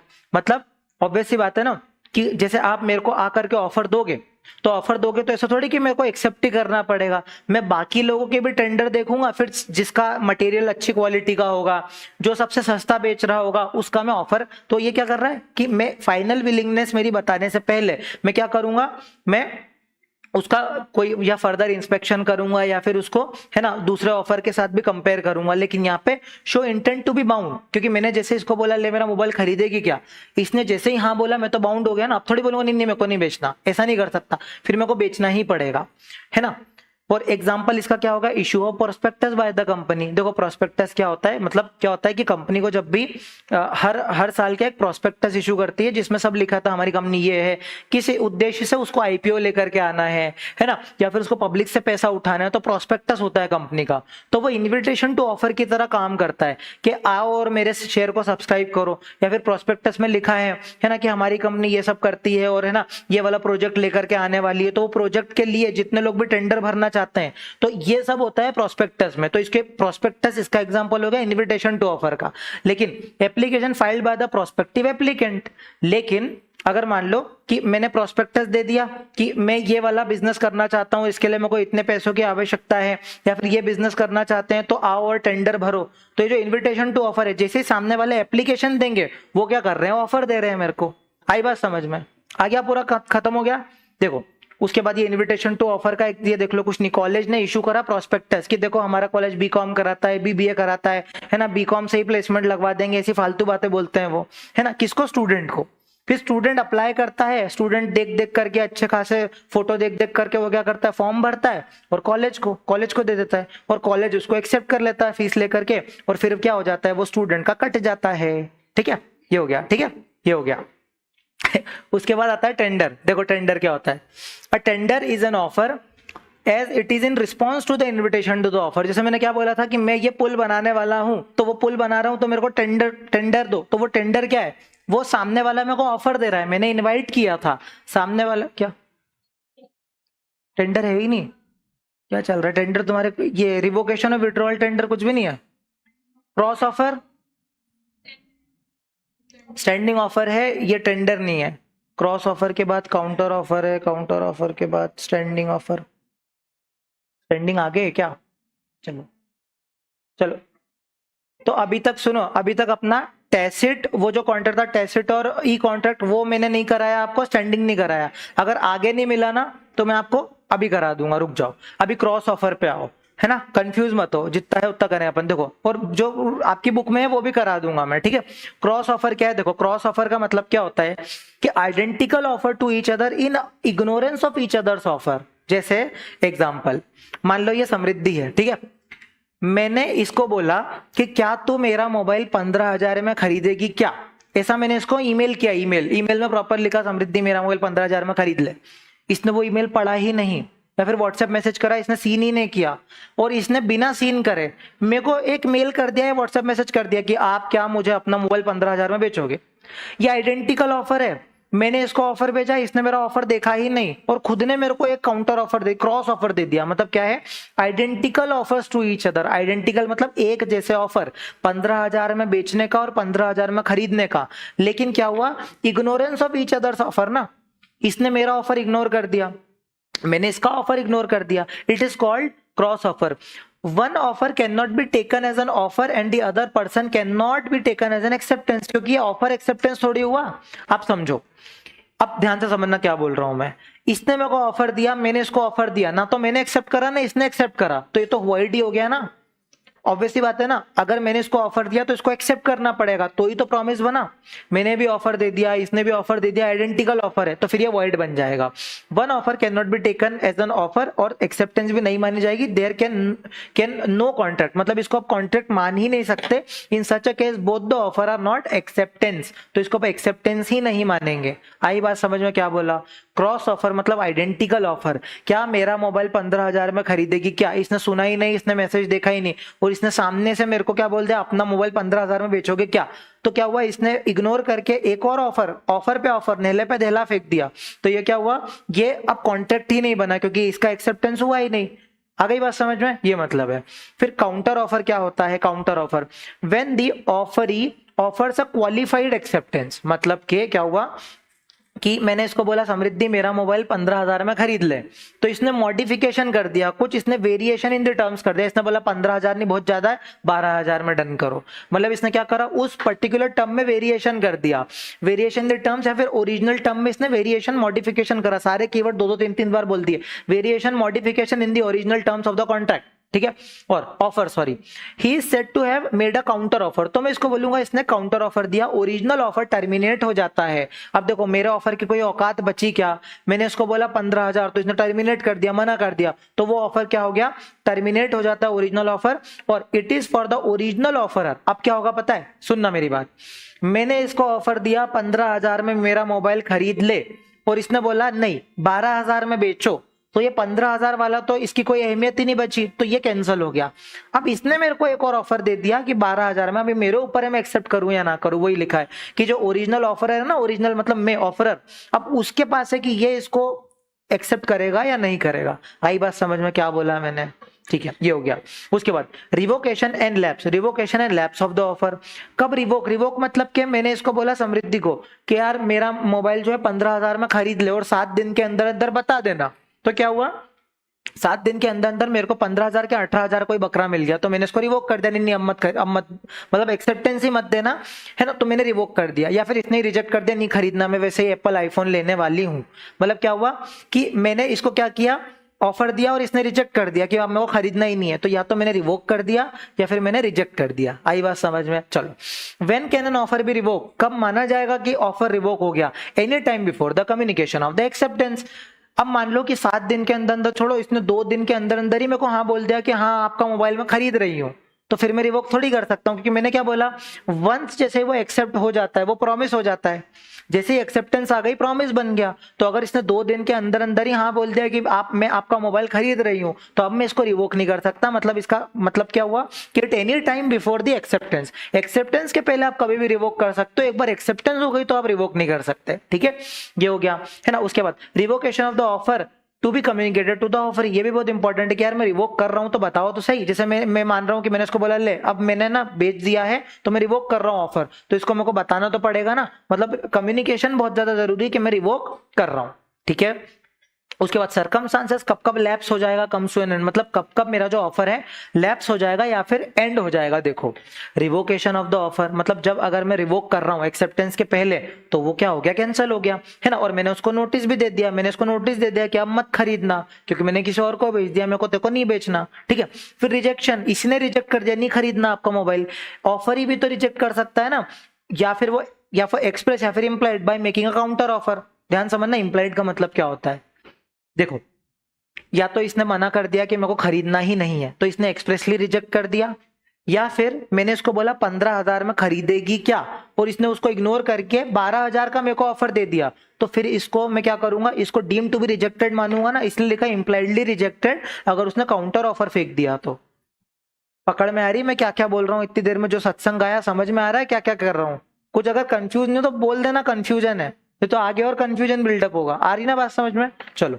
इसके बाद आफ्टर स्टिपुलेटेड या फिर रीजनेबल टाइम, मैंने इसको क्या बोला 7 दिन में जवाब दे देना, 7 दिन में इसने जवाब ही नहीं दिया तो फिर डीम टू भी क्या हो जाएगा, वो एंड हो जाएगा, एक्सपायरी जैसे उस हो गई। तो स्टिपुलेटेड टाइम में, रीजनेबल टाइम में, तो क्या हो गया, ये लैप्स हो गया। फिर non acceptance of the condition, है ना, जैसे मैंने इसको क्या बोल रहा था तेजस को कि मेरी जो बाइक है वो तू 50,000 में खरीद, लेकिन शर्त क्या है, देखो तेरी स्कूटी पुरानी वाली मेरे को बेच देना पड़ेगी, तो डज नॉट एक्सेप्ट। अगर मान लो कि ऑफर ही ना कंडीशन बोले मैं आपकी बाइक तो लूंगा लेकिन मेरी स्कूटी नहीं दूंगा, तो ऑब्वियस बात है ना, नॉन एक्सेप्टेंस, तो क्या हो गया, ये रिवोक ही हो गया, मतलब ये लैप्स ही हो गया ना, क्योंकि ऑफर क्या था, स्कूटी और पैसा, तो ये स्कूटी नहीं देना चाहता, तो ये हो गया ना, मतलब फिर ये कंडीशन ही एक्सेप्ट नहीं कर रहा वो। या फिर death of insanity of the offeror और ऑफरी बिफोर एक्सेप्टेंस, मतलब के मान लो कि मतलब सामने वाले के एक्सेप्ट करने से पहले ही ऑफरर चल बसा, या फिर एक्सेप्ट करने के पहले ही ऑफर ही चल बसा, ऐसा भी तो हो सकता है ना। डेथ और insanity of the proposer, proposer मतलब मैंने जो बोला था कि 15,000 में खरीद ले, if the fact of his death insanity comes to a knowledge of the acceptor before the acceptance, मतलब के इसने एक्सेप्ट नहीं, मतलब मैंने इसको क्या बोला कि समृद्धि एक काम कर, 1 हफ्ते के अंदर अंदर जवाब दे देना और मोबाइल जो है 15,000 में खरीदेगी क्या, और 2 दिन के बाद ही मैं चल बसा, ये इतनी मेरे लिए अनलक्की निकली।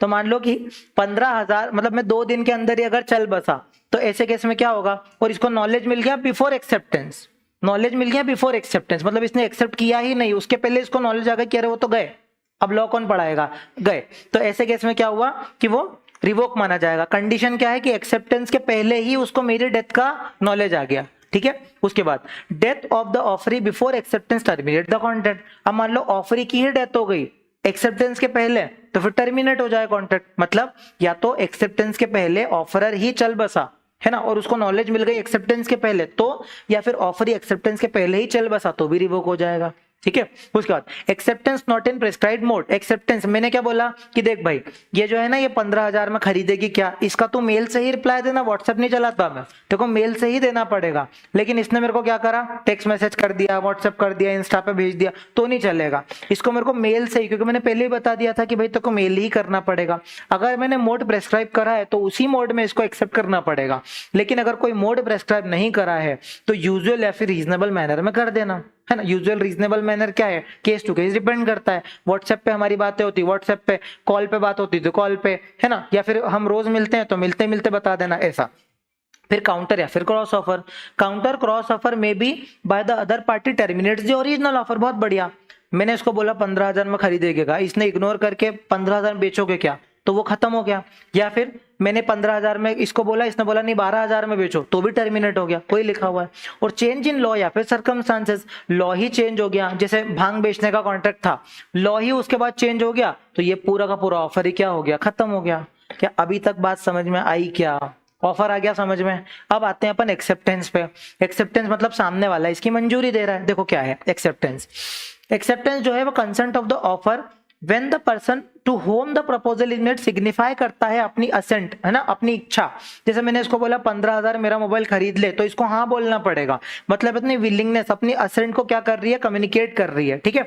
मतलब ये इसका कीवर्ड क्या होगा, सिग्निफाइज द असेंट, ये इंपॉर्टेंट है, सिग्निफाइज द असेंट, ये याद रखना, है ना। फिर essentials of a valid acceptance, अब वो सारी राम कहानी पढ़ेंगे जिसमें अपन वैलिड एक्सेप्टेंस के एसेंशियल पढ़ेंगे। देखो सबसे पहले रिस्पॉन्स टू एन ऑफर, मैंने इसको कुछ बोला ही नहीं, मैंने इसको नहीं बोला, मैं जनरली ऐसे ही पढ़ाते पढ़ाते बोल रहा था मोबाइल बेचना है 15,000 में, और ये आ गई लो मैं खरीदती हूँ, तो अभी तक तो कर ही नहीं सकती ना, क्योंकि मैंने उसको ऑफर ही नहीं दिया। जब ऑफर ही दिया तो कैसे एक्सेप्ट करेगी, मतलब acceptance should be in response of the offer.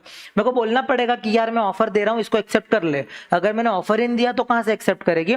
Acceptance can not preceded the offer, मतलब ऑफर के पहले ही एक्सेप्टेंस कैसे दे सकते हो, पहले सामने वाले को ऑफर देने दो। आ रही बात समझ में।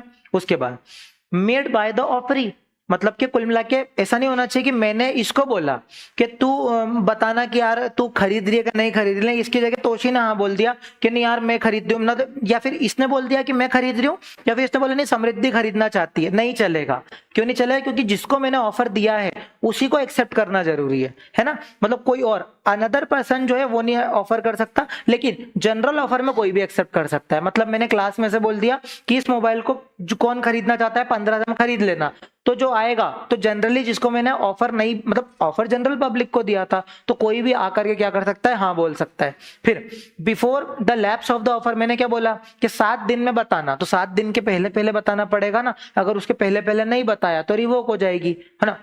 मतलब एक्सेप्टेंस जो है कम्युनिकेट करना पड़ेगी ऑफर लैप्स होने के पहले। No acceptance of revoked offer, और एक बार रिवोक हो गया तो फिर आप एक्सेप्ट नहीं कर सकते, ठीक है। उसके बाद एक्सेप्टेंस में भी एक्सप्रेस या और बाय कंडक्ट या फिर इंप्लाइड, मतलब क्या मतलब है, कंडक्ट से ही बता सकता है। जैसे है ना conditional offer, performance of the condition. मतलब देख मैंने क्या बोला पता है, ये तेजस को बोला, मैंने बोला कि देख मेरी बाइक खरीद ले, लेकिन शर्त पता क्या है, शर्त यह है कि मैं तो 50,000 में तभी बेचूंगा जब तू क्या करेगा, लॉ के सारे सातों के सातों मॉक टेस्ट देगा।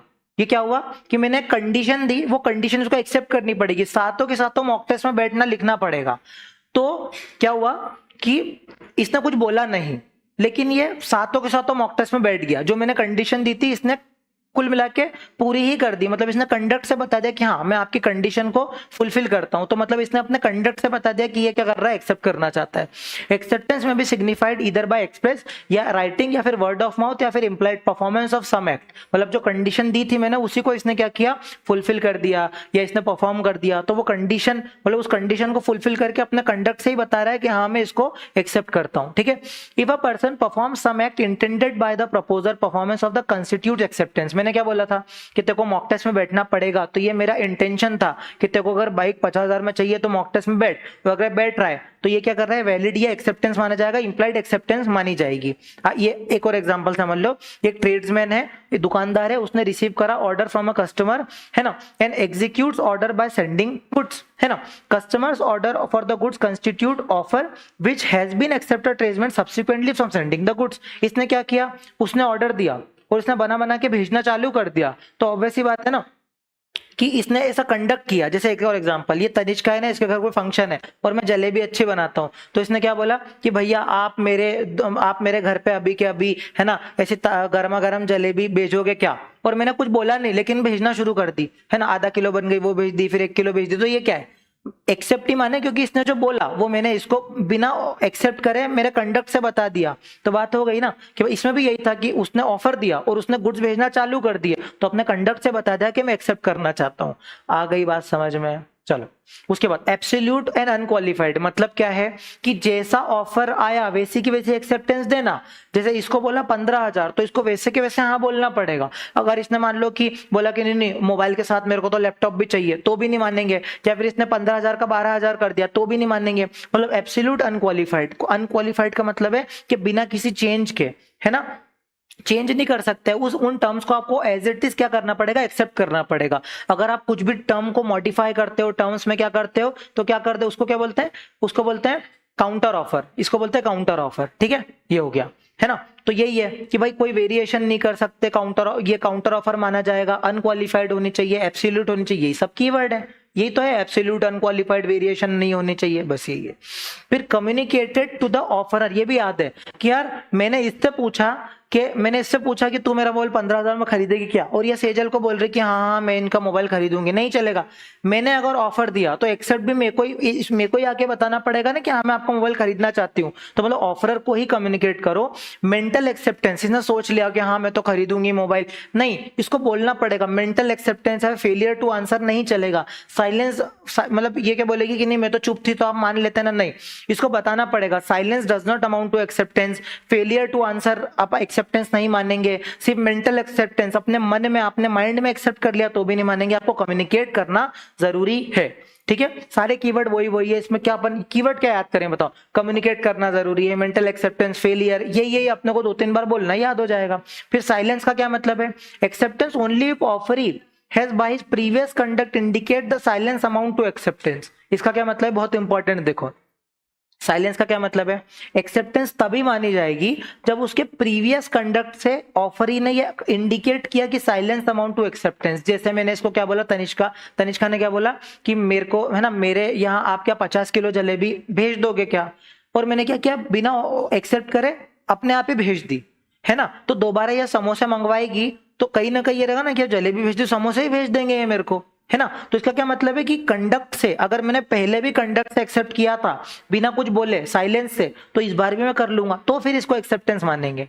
आई बात समझ में? ये मतलब है। और for a general offer no communication is necessary. General offer मतलब मैंने पूरी, है ना, जनता को बोल दिया, तो इसमें कम्युनिकेशन जरूरी थोड़ी है, जो आएगा मेरे को उसको मोबाइल देना है, ये मतलब है। फिर as per the prescribe mode, मैंने ये बता दिया कि एक्सेप्टेंस ऐसे ही देना, मतलब कि ऑफरर प्रेस्क्राइब अ मोड, है ना, जिस मैनर में एक्सेप्ट करना है आपको, है ना, नॉट मेड सो, तो क्या हो जाएगा, और may within a reasonable time after the received such communication insist acceptance in the prescribed manner. मतलब क्या है, या तो मैंने इसको मैनर बता दिया कि तेको मेल के थ्रू ही तेको एक्सेप्ट करना पड़ेगा, या फिर तेको 1 हफ्ते के अंदर अंदर ही एक्सेप्ट करना पड़ेगा, या फिर यहाँ पर आकर के तेको बताना पड़ेगा, ऑफिस में आके बताना पड़ेगा। कुछ मैनर अगर मैंने बता दिया तो उस मैनर को इसको फुलफिल करना पड़ेगा। If the offeror remain silent, offeror जो साइलेंट होता है, मतलब कोई उसने कंडीशन बताई नहीं, प्रेस्क्राइब्ड मैनर भी नहीं बताया, है ना, to the acceptance even if it not in the prescribed manner, है ना, तो नो मोड प्रेस्क्राइब, तो फिर यूजुअल रीजनेबल मैनर, वही तो लिखा है रीजनेबल मैनर। मतलब रीजनेबल मैनर क्या है कि भाई ये रोज ऑफिस में मिलती हो तो ऑफिस में बता दो, है ना, नहीं तो फोन करके बता दे, या फिर व्हाट्सएप करके बता दे। रीजनेबल मैनर जो भी फैक्ट्स और सर्कमस्टांसेस में अपन डिटरमाइन कर सकते हैं। ठीक है, फिर विद इन स्पेसिफाइड टाइम, है ना, मैंने इसको बोला कि भाई मेरा मोबाइल खरीदेगी क्या, तो रीजनेबल टाइम में बताना, या तो मैंने स्पेसिफाई कर दिया कि 1 हफ्ते में बताना, और अगर 1 हफ्ते में नहीं बताना, बोला भी नहीं, तो भी भाई 15 दिन 10 दिन में बताना। अब तुम 2-3 महीने तक नहीं बताया तो ऐसा नहीं चलेगा। मतलब रीजनेबल टाइम में बता, या तो स्पेसिफाइड है तो उस टाइम में बता, जैसे 1 हफ्ते में बताना 1 हफ्ते में बता, और अगर कुछ टाइम स्पेसिफाइड नहीं है तो ये सर्कमस्टांसेस में डिपेंड करता है। ठीक है, चलो उसके बाद अपन आते हैं कहाँ पे, कम्युनिकेशन ऑफ द एक्सेप्टेंस। मतलब अभी तक एक्सेप्टेंस पढ़ रहे थे, अब उसका कम्युनिकेशन पढ़ रहे। कम्युनिकेट कैसे करोगे, देखो कम्युनिकेशन ऑफ एन एक्सेप्टेंस जो है एज अगेंस्ट द ऑफरर और एज अगेंस्ट द ऑफरी अलग अलग होता है। देखो जैसे कैसे एज अगेंस्ट द ऑफरर या फिर प्रपोजल कैसे होगा, when it is put in the course of transmission, बहुत जरूरी है। मतलब कि मैंने, जैसे फॉर एग्जांपल मैंने इसको, पुराने जमाने की बात कर रहे हैं अपन, पुराने जमाने में मैंने इसको लेटर लिखा कि मेरा मोबाइल 15,000 में खरीद ले, है ना, और मैंने इसको भेज दिया, और फिर इसने अपनी कम्युनिकेशन से खत लिख करके बोल दिया हाँ मैं 15,000 में खरीदना चाहती हूँ, और इसने जैसे ही पोस्ट कर दिया, ट्रांसमिशन मतलब पोस्ट ऑफिस में ये देकर के आ गई, वैसे ही हम मान लेंगे कि भाई सामने वाले को मिल गया, मतलब बहुत जरूरी, सामने वाले को मिल गई मेरी कंसेंट कि मैं खरीदना चाहती हूँ कि नहीं खरीदना चाहती। मतलब जैसे ही इसने put in the course of transmission, क्या मतलब है, पोस्ट ऑफिस में जाकर के दे दिया, ये ऑब्सोलीट हो गया ना चीज, क्योंकि अब कहां से होगा, अब तो ऑब्वियस सी बात है ना, मेल 1 मिनट में चले आता है, 1 सेकंड में व्हाट्सएप चले आता है, तो ये पुराने, ये 1872 का लॉ है, उस हिसाब से चल रहा है। मतलब जैसे ही मैंने कोर्स ऑफ ट्रांसमिशन मैंने पोस्ट ऑफिस में जैसे ही दे दिया, जैसे एच ने in response to G's offer, H जो है वो जी ने कुछ ऑफर दिया था, उसने लेटर ऑफ एक्सेप्टेंस पोस्ट के द्वारा भेजा, as regard the communication is complete, जैसे ही उसने पोस्ट कर दिया लेटर, ठीक है। लेकिन एज अगेंस्ट दी ऑफरी, मतलब ऑफरी के अगेंस्ट कैसे होगा, when it comes to the knowledge of the proposer, मतलब इसका क्या मतलब है कि जब तक, मतलब ऑफरी के अगेंस्ट कब आएगा, जब तक उसको नॉलेज मिल गया। मतलब ऑफरर के अगेंस्ट कब आया, जब उसने जैसे ट्रांसमिशन, जैसे अपनी कंसर्न ट्रांसमिशन में भेज दी, वैसे ही एज अगेंस्ट दी ऑफरर उसको क्या हो गया, कंप्लीट माना जाएगा। लेकिन एज अगेंस्ट दी ऑफरी पता कब माना जाएगा, जब प्रपोजर के नॉलेज में आ गया। जैसे as regard to H communication is completed only when the letter is received by the G, मतलब जी को जब मिलेगा जब माना जाएगा। आई बात समझ में मैं क्या बोल रहा हूं, मतलब कि अगर मैंने इसको कुछ ऑफर भेजा तो उसके लिए कंप्लीट कब माना जाएगा, जब उसको मिलेगा।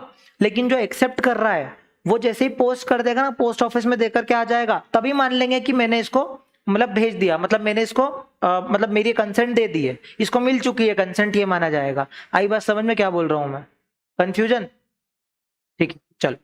If letter is accepted is lost in transit, मतलब अगर मैंने लेटर भेजा था और ये पोस्ट ऑफिस वाला ये है प्रशुक, लेकिन इतना नालायक है कि ये ना, ये बहुत सारी चिट्ठियां लेकर के जा रहा था और बहुत सारी चिट्ठियां इसने रास्ते में फेंक दी कहीं पे, तो मतलब क्या हुआ, लॉस्ट इन ट्रांजिट हो गया।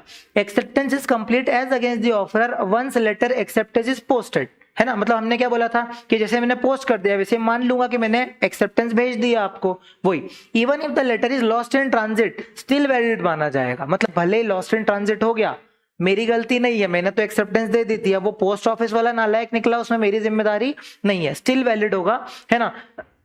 और प्रॉपरली एड्रेस्ड होना चाहिए, पर लेकिन क्या है, वो प्रॉपरली एड्रेस्ड होना चाहिए, अफिक्स्ड होना चाहिए, करेक्ट वैल्यू, स्टाम्प वगैरह लगा होना चाहिए, एक्चुअली पोस्टेड, मतलब एक्चुअली पोस्ट करके आना पड़ेगा आपको। आप ऐसा नहीं बोल सकते यार मैं तो करा था, नहीं, आपको प्रॉपरली पोस्ट करके आना पड़ेगा। Acceptor is deemed to have done everything when he post his acceptance to the offerer. इसका क्या मतलब है कि जैसे ही उसने अपनी एक्सेप्टेंस जो है वो पोस्ट करी, हम ये मान लिया जाएगा कि उसने वो सारी रिक्विजिट चीजें कर ली थी।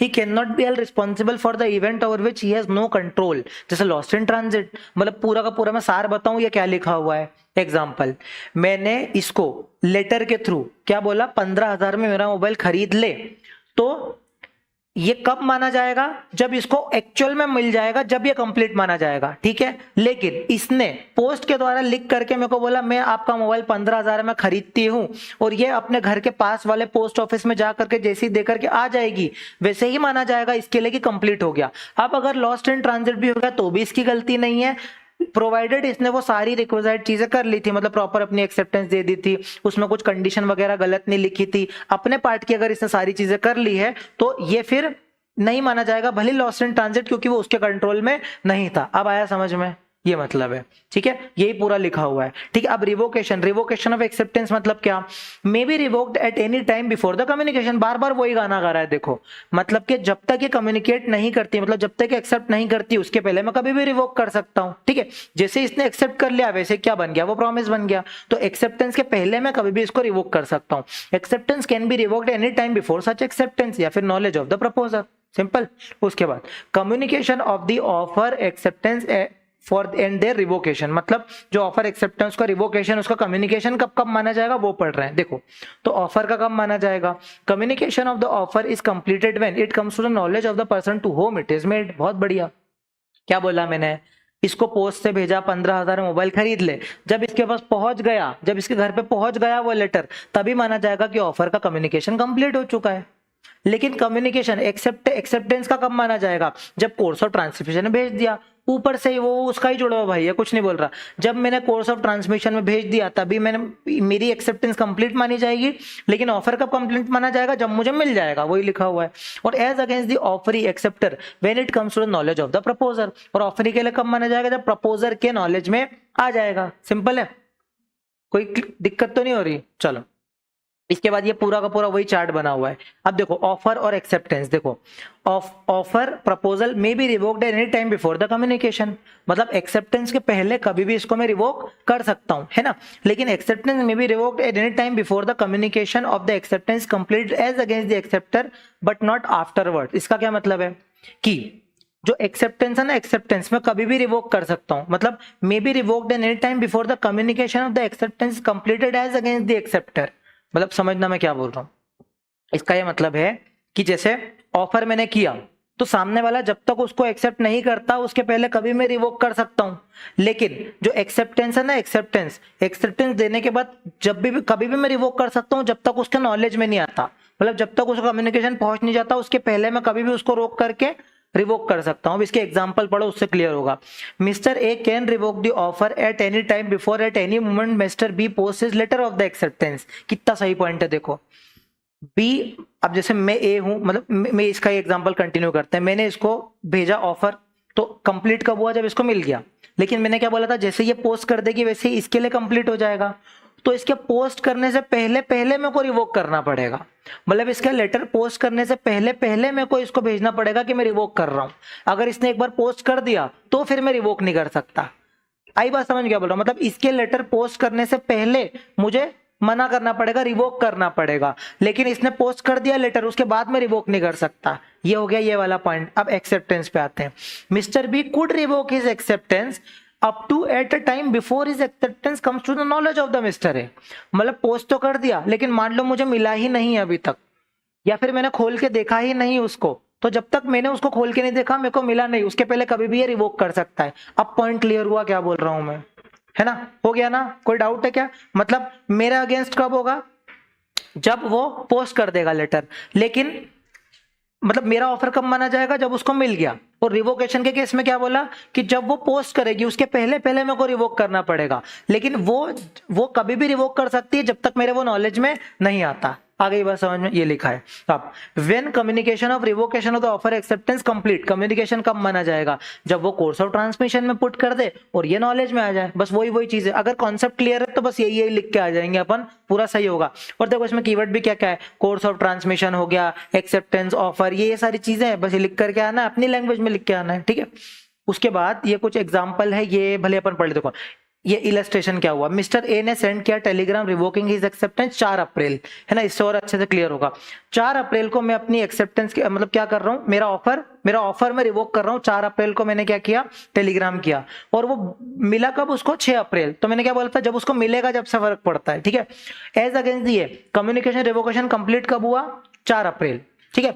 लेकिन as against the communication revocation कब कंप्लीट होगा, 6 अप्रैल। क्यों, क्योंकि मैंने क्या बोला था, जब उसको मिलेगा उस तक पहुंच जाएगा तब मानेंगे, इसलिए 6 अप्रैल, ठीक है। Similarly if be send Telegram revoking acceptance, तो पता कब माना जाएगा, जैसे उसने कोर्स ऑफ ट्रांसमिशन में भेज दिया 8 अप्रैल, तो 8 अप्रैल मतलब as against the B communication कब माना जाएगा, 8 अप्रैल। लेकिन ए के लिए कम्युनिकेशन कब, 9 अप्रैल, क्योंकि मैंने क्या बोला था, जब वो कोर्स ऑफ ट्रांसमिशन में भेज देगा वैसे ही वो एक्सेप्टेंस क्या माना जाएगा, रिवोक माना जाएगा। लेकिन मतलब प्रपोजर के केस में कब माना जाएगा, जब उसके नॉलेज में आ जाएगा। ठीक है, ये एक बार और आप शांति से पढ़ना तो ऊपर का पूरा आपको क्लियर हो जाएगा। ठीक है, उसके बाद अपन अब पढ़ते हैं acceptance is to proposal what in light. Hello hello, चलो क्या पढ़ रहे थे अपन? Acceptance is to proposal when light match stick to 10 gunpowder. इसका सिंपल सा मतलब क्या है? इसका ये मतलब है कि हो गया क्या,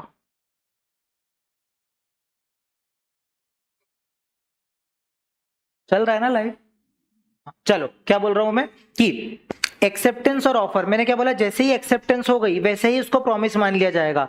मतलब क्या, ऑफर में be compared to a train of a gun powder, और एक्सेप्टेंस को माचिस की तिली। मतलब गन पाउडर मतलब क्या है, वो बारूद तरह समझ लो, या फिर जैसे ही अपन उसमें जैसे ही आग लगाएंगे वैसे ही क्या हो जाएगा, मतलब कुल मिला के जैसे ही उसको दिखाएंगे वैसे ही आग लग जाएगी। तो इसका मतलब क्या है कि ऑफर जैसे ही मैंने ऑफर दिया, जैसे ही एक्सेप्टेंस आई वैसे ही वो प्रॉमिस बन गया। बस इतना सा उसने ये गन पाउडर और लाइट मैच स्टिक से समझा रखा है, मतलब माचिस की तिली और गन पाउडर। इसका मतलब सिंपल सा है कि जैसे ही एक्सेप्ट किया वैसे ही वो प्रॉमिस बन गया। मतलब रिवोक करूंगा तो एक्सेप्टेंस के पहले पहले ही कर सकता हूं, ठीक है, उसके बाद नहीं कर सकता। यही मतलब है, समझ आ गया ना? चलो, if acceptance reaches offer it cultivates in a contract living as such no more offer और acceptance but offer can be revoked before the acceptance. बार बार यही गाना गा रहा है, मतलब अपन ने जो लॉजिक पढ़ा ना वही है। ऑफर मैंने दिया, जैसे ही वो एक्सेप्ट हो गया, अब मैं इसको रिवोक नहीं कर सकता। अब यह प्रॉमिस बन गया, प्रॉमिस कंसिडरेशन है तो अग्रीमेंट बन गया, अग्रीमेंट इनफोर्सेबल है तो कॉन्ट्रैक्ट बन गया। मतलब इसको कॉन्ट्रैक्ट ही मान लिया जाएगा। मतलब क्या हुआ, कुल मिला के मैंने ऑफर दिया और जैसे ही उसने एक्सेप्ट कर लिया, अब मैं रिवोक नहीं कर सकता। वही लिखा हुआ है कि अब वो रिवोक नहीं कर सकता। उसी को अपन ने ऐसे एग्जांपल के लिए पढ़ लिया कि lighted match stick is to train of gun powder. ठीक है, इतना ही है। उसके बाद special term and condition of the offer acceptance. Special term क्या है, देखो सबसे पहले बाइंडिंग है। बाइंडिंग है मतलब क्या है, जैसे ही एक्सेप्टेंस हो गई ये बाइंडिंग हो जाएगा दोनों के पार्ट पे। ठीक है, मतलब ये एक्सेप्टर के लिए भी मतलब ये मतलब जो प्रपोजर है उसके लिए भी बाइंडिंग हो जाएगा, एक्सेप्टर के लिए भी बाइंडिंग हो जाएगा।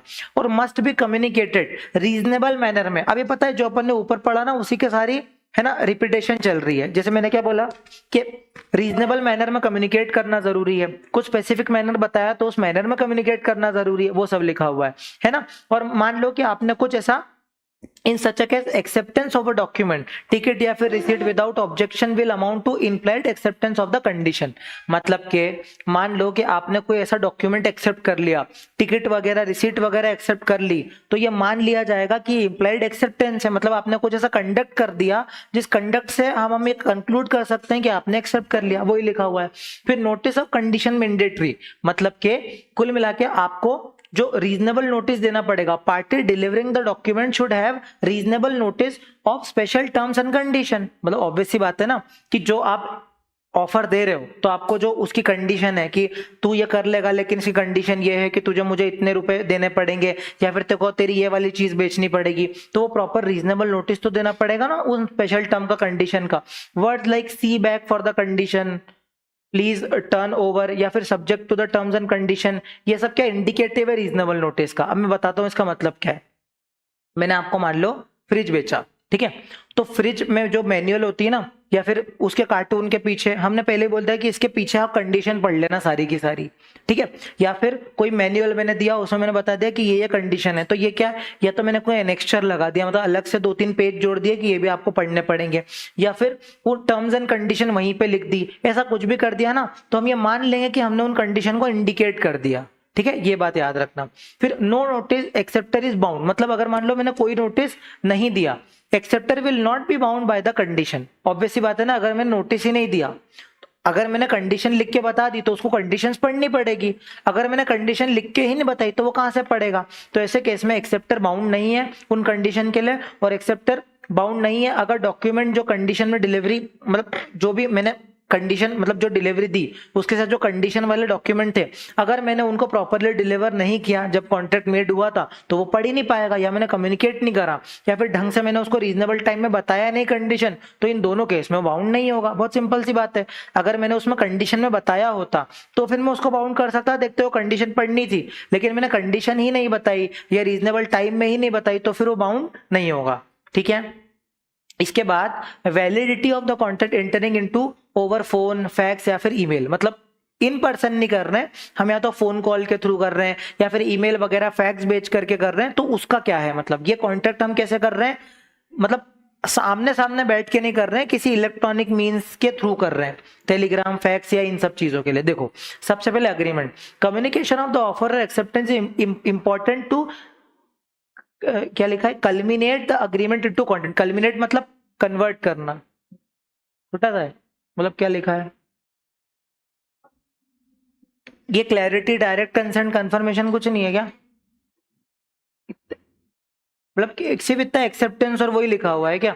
हाँ तो ठीक है ना, मतलब देखो कुल मिला के क्या मतलब है, अगर इसको लॉजिकली भी देखें तो अग्रीमेंट कब बनेगा, जब मान लो मैंने कोई प्रेस्क्राइब्ड मोड से उसको बता दिया कि मैंने अगर ईमेल किया तो तेरे को भी ईमेल से एक्सेप्ट करना पड़ेगा, तो प्रेस्क्राइब्ड मोड से अगर तू एक्सेप्ट करेगा तो चलेगा, और अगर कोई अदर मोड से कर रहा है तो वो रीजनेबल होना चाहिए। बस यही पूरा का पूरा इस पैराग्राफ का थीम था, तो अगर नहीं लिखा है ना बुक में तो अपन भी इतना ही लिखेंगे। उसके बाद validity of agreement to agree in future, इसका क्या मतलब, ये तो है ना बुक में, कट बताओ ना ये है क्या, ये अग्री इन फ्यूचर वाला है क्या, अग्री इन फ्यूचर वाला कटवा दिया था, ये सीधे कंसिडरेशन पे आ जाए अपन, ऊपर वाला कटवा दिया था ना।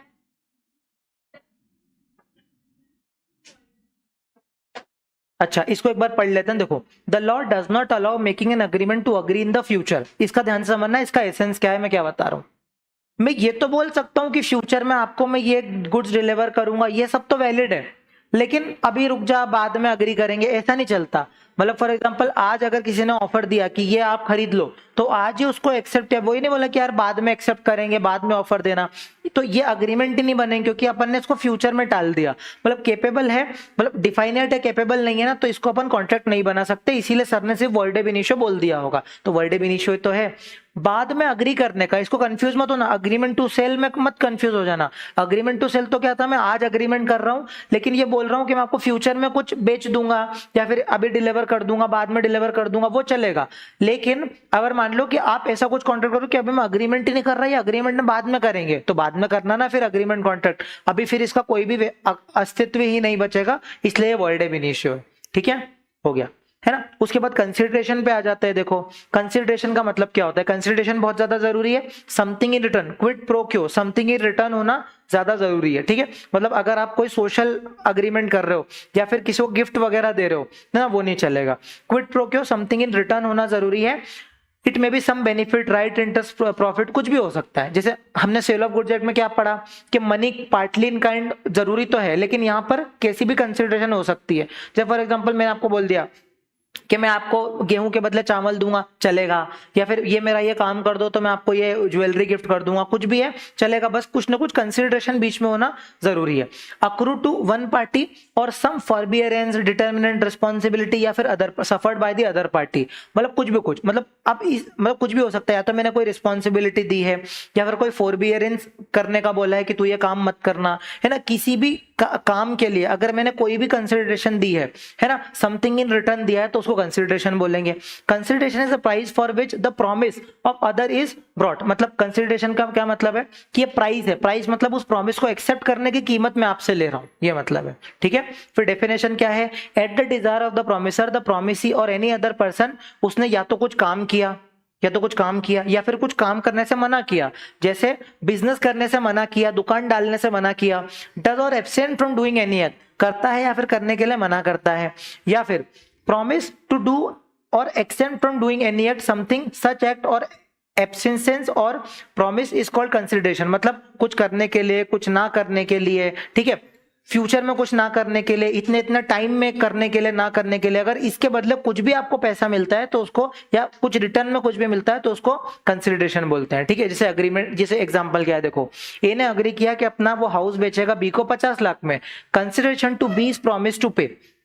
अब मैं एक्सेप्ट कर रहा हूं कि हाँ मैं अपना घर बेच दूंगा, तो उसके बदले में वो कंसिडरेशन दे रहा है। ए का promise to sell the house and the consideration A is promise to sell, B का प्रॉमिस क्या है 50 लाख पे करने का, मतलब मैं कुछ करने का या कुछ ना करने के लिए कुछ पैसे दे रहा हूं, घर बेचने के लिए मेरे को पैसा मिल रहा है, ये मतलब है। और इंपॉर्टेंस क्या है, consideration form the essence of an agreement, promise without consideration is gratuitous. Gratuitous का मतलब क्या होता है, मतलब निशुल्क। निशुल्क मतलब मैंने फ्री में किसी की सेवा कर दी, फ्री में किसी को कुछ दे दिया तो वो गिफ्ट माना जाएगा।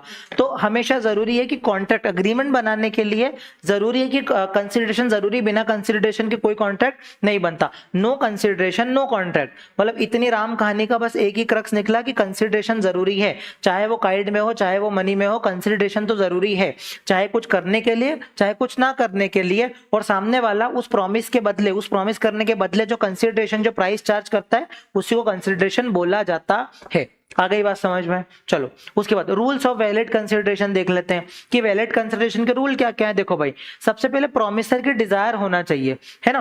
Consideration must move at the desire of the promisor, जरूरी है ना कि प्रोमिसर के डिजायर पे मूव करें। दूसरी बात है, however it is not necessary that the promisor should benefit by the consideration, ये भी जरूरी है। जरूरी नहीं कि प्रोमिसर ही उससे बेनिफिटेड हो सकता है कि वो किसी और को कुछ देने की बात कर रहा हो।